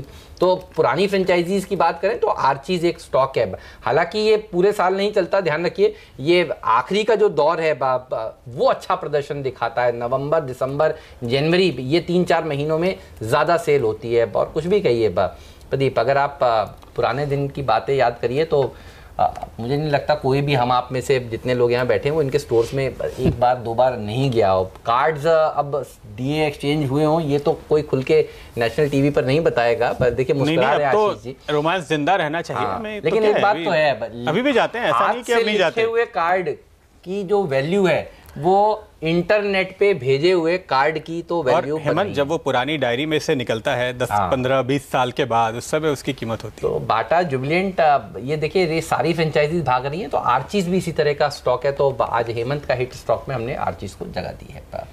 चलिए आगे बढ़ते हैं। बहुत सारे स्टॉक्स हैं जो अच्छा प्रदर्शन और दिखा रहे हैं। अश्विनी गुजराल हमारे साथ जुड़ चुके हैं, उनसे भी जानते हैं कि उनको दरअसल क्या पसंद है। अश्विनी बताइए, आपकी नजर कहाँ पर है? देखिए, पहली चीज़ तो मुझे ये लग रही है कि इस बारी 10,950, 11,000 मार्केट को रोक नहीं पाएगा। लेकिन इसका मतलब ये नहीं है कि आप लॉन्ग जाएं, इसका मतलब सिर्फ इतना है कि अगर आप लॉन्ग हैं तो अपनी पोजीशंस को वो 10,950 के डर से निकले नहीं, क्योंकि फाइनेंशियल्स में जब रैली आती है और इस तरह से अक्रॉस द बोर्ड आती है तो वो एक मार्केट की इनहेरेंट स्ट्रेंथ बन जाती है। और इस बारी मिड कैप, लार्ज कैप एक साथ चल रहा है तो रैली ज़्यादा दूर तक जा सकती है। और मिड कैप्स में भी रैली सिर्फ शुरू हुई है। तो अगर एक बार ये 11,000 निकलना शुरू हुआ तो एक राउंड शॉर्ट कवरिंग ये मार्केट और मार सकता है।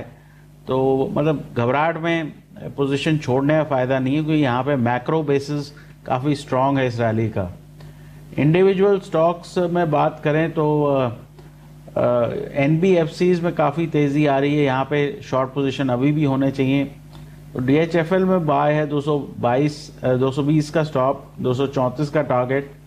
कैनफिन होम में बाय है 280 का स्टॉप, 295 का टारगेट। इंडिया बुल्स हाउसिंग में बाय है 810 का स्टॉप और टारगेट है 845 का। और अगर पिछले साल के अंत में मिड कैप बेचने का बहुत अच्छा टाइम था तो अब लेने का टाइम है। और ये रैलीज यहाँ से काफ़ी ऊपर 40-50% ईजिली बजट तक जा सकती हैं। ओके, तो ये वो स्टॉक्स जहां पर आपके लिए हैं शानदार तेजी के मौके। बहुत बहुत शुक्रिया अश्विनी आपका हमारे साथ जुड़ने के लिए। तो 845 के टारगेट अश्विनी भी बता रहे हैं, इंडिया बुल्स हाउसिंग। और ये स्टॉक देखिए, हमने आपको बाजार खुलते ही सबसे पहला शेयर आज यही बताया था। 825 के जो पहले टारगेट प्रकाश गाबा आप दे रहे थे, 822 तक गया है। तो हम मानते हैं कि आपका पहला इंट्राडे वाला टारगेट तो ऑलमोस्ट अचीव हो गया। 840 का दूसरा टारगेट वो अभी पेंडिंग है। अश्विनी कह रहे हैं 845 तक ये स्टॉक जाएगा। तो यहाँ पर हो रही है आपकी तगड़ी कमाई। लेकिन एक NBFC स्टॉक, और अब उस पर आप लोग नजर डालिए दोनों, वो है श्रीराम ट्रांसपोर्ट फाइनेंस। मुझे लगता है कि इसको चूकना नहीं चाहिए। क्या कहेंगे प्रकाश? लेना चाहिए। मुझे आइडेंटिफाई किया था मैंने, मुझे लगता है इसका जो टारगेट है ऑन द अपसाइड कुछ 1275 to 1300 ये जोन है। स्टॉप होगा 1200 का। तो श्रीराम ट्रांसपोर्ट का जो सेटअप है उसके हिसाब से लगता है आज ही ले लो और अच्छा मुनाफा आज ही मिल सकता है। कैसी पोजीशन बन रही है इसमें आशीष? बिल्कुल बहुत अच्छी बन रही है। जैसा आपने कहा 5% का एडिशन है और डबल बॉटम वीकली चार्ट्स पे बन रहे हैं। इसका इमीडिएट टारगेट मेरे हिसाब से ऊपर में 1290 का बनता है और 1220 के स्टॉप से लॉन्ग पोजीशन इसमें बनाई जा सकती है। श्रीराम ट्रांसपोर्ट फाइनेंस बढ़िया कंपनी, अच्छा प्रदर्शन दिखाती हुई। मेरी नज़र लेकिन मिड कैप्स पर ही है।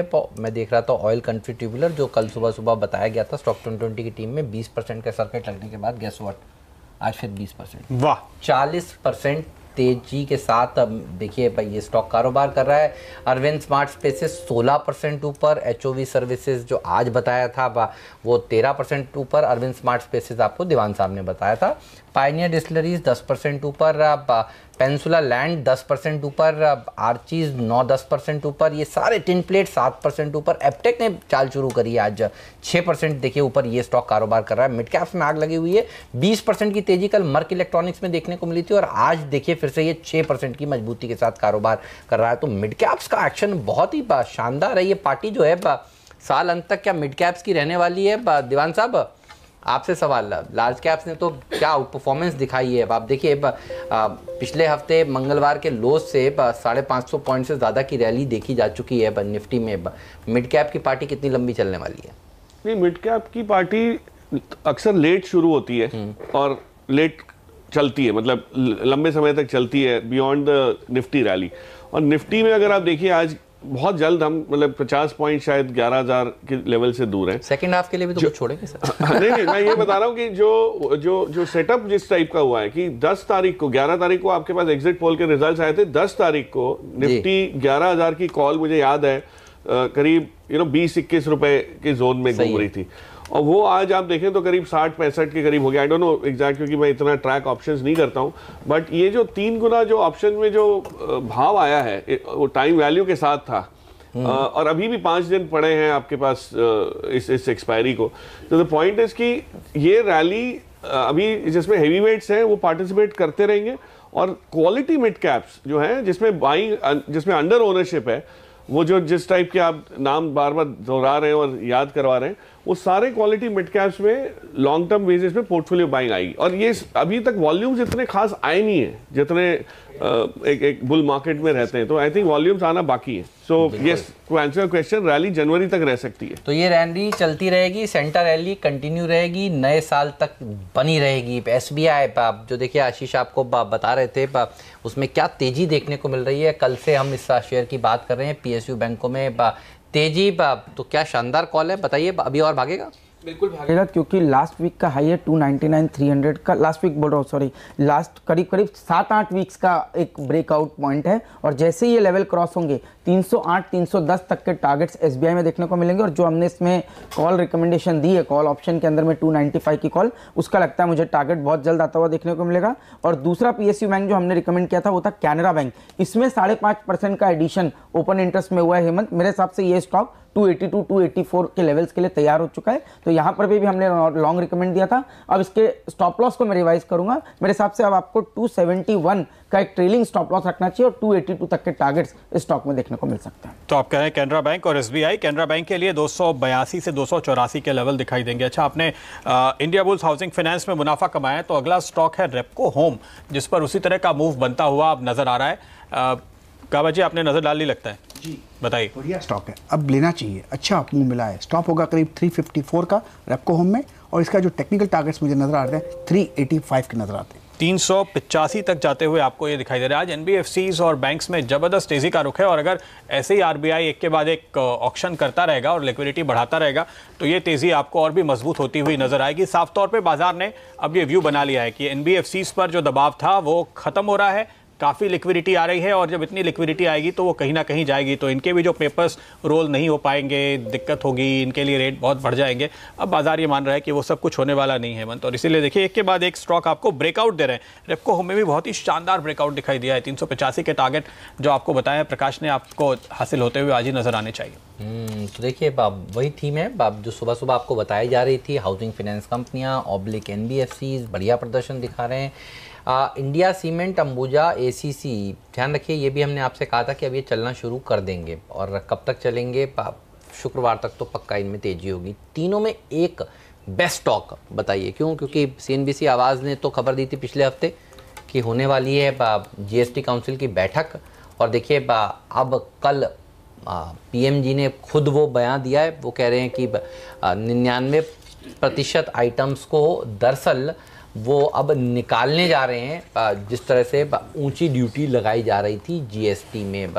तो फ़ायदा तो होगा इन तीनों कंपनियों को। अल्ट्राटेक पसंद हो या ग्रासिम पसंद हो तो वो भी बताइएगा, क्योंकि यही स्टॉक्स भागेंगे इस हफ्ते। नहीं, बिल्कुल सही कहा। अंबुजा में बहुत स्ट्रांग ब्रेकआउट हुआ है 226 के ऊपर। मुझे लगता है नेक्स्ट जो अपमूव है वो इसको करीब 234 तक ला सकता है, तो यहाँ पर लॉन्ग पोजीशन में रिकमेंड करूँगा। 223 के स्टॉप से ये लॉन्ग पोजीशन अंबुजा में लेनी चाहिए। और जैसे आपने कहा अल्ट्राटेक, इसमें तो बहुत हैवी ओपन इंटरेस्ट बना हुआ है, 4.5% का एडिशन है, और स्टॉक एक बहुत स्ट्रॉन्ग ब्रेकआउट पॉइंट के पास खड़ा है। ये ब्रेकआउट होता है 4110 के ऊपर, पर मुझे लग रहा है जिस तरह की पोजीशन बनी है उसमें ब्रेकआउट पॉसिबल है, तो यहाँ पर लॉन्ग पोजीशन बनानी चाहिए। बहुत छोटा स्टॉप होगा 4070 का, और ऊपर में 4140 4140 के टारगेट्स अल्ट्राटेक में देखने को मिल सकते हैं। इंडिया सीमेंट अभी के अभी 100 हो जाएगा क्या, और उसके ऊपर का टारगेट बताइएगा, क्योंकि 100 तो आप बोलते ही हो जाने वाला है। एक्चुअली 100 तो होना चाहिए, अगर वहाँ नहीं होगा तो फायदा क्या।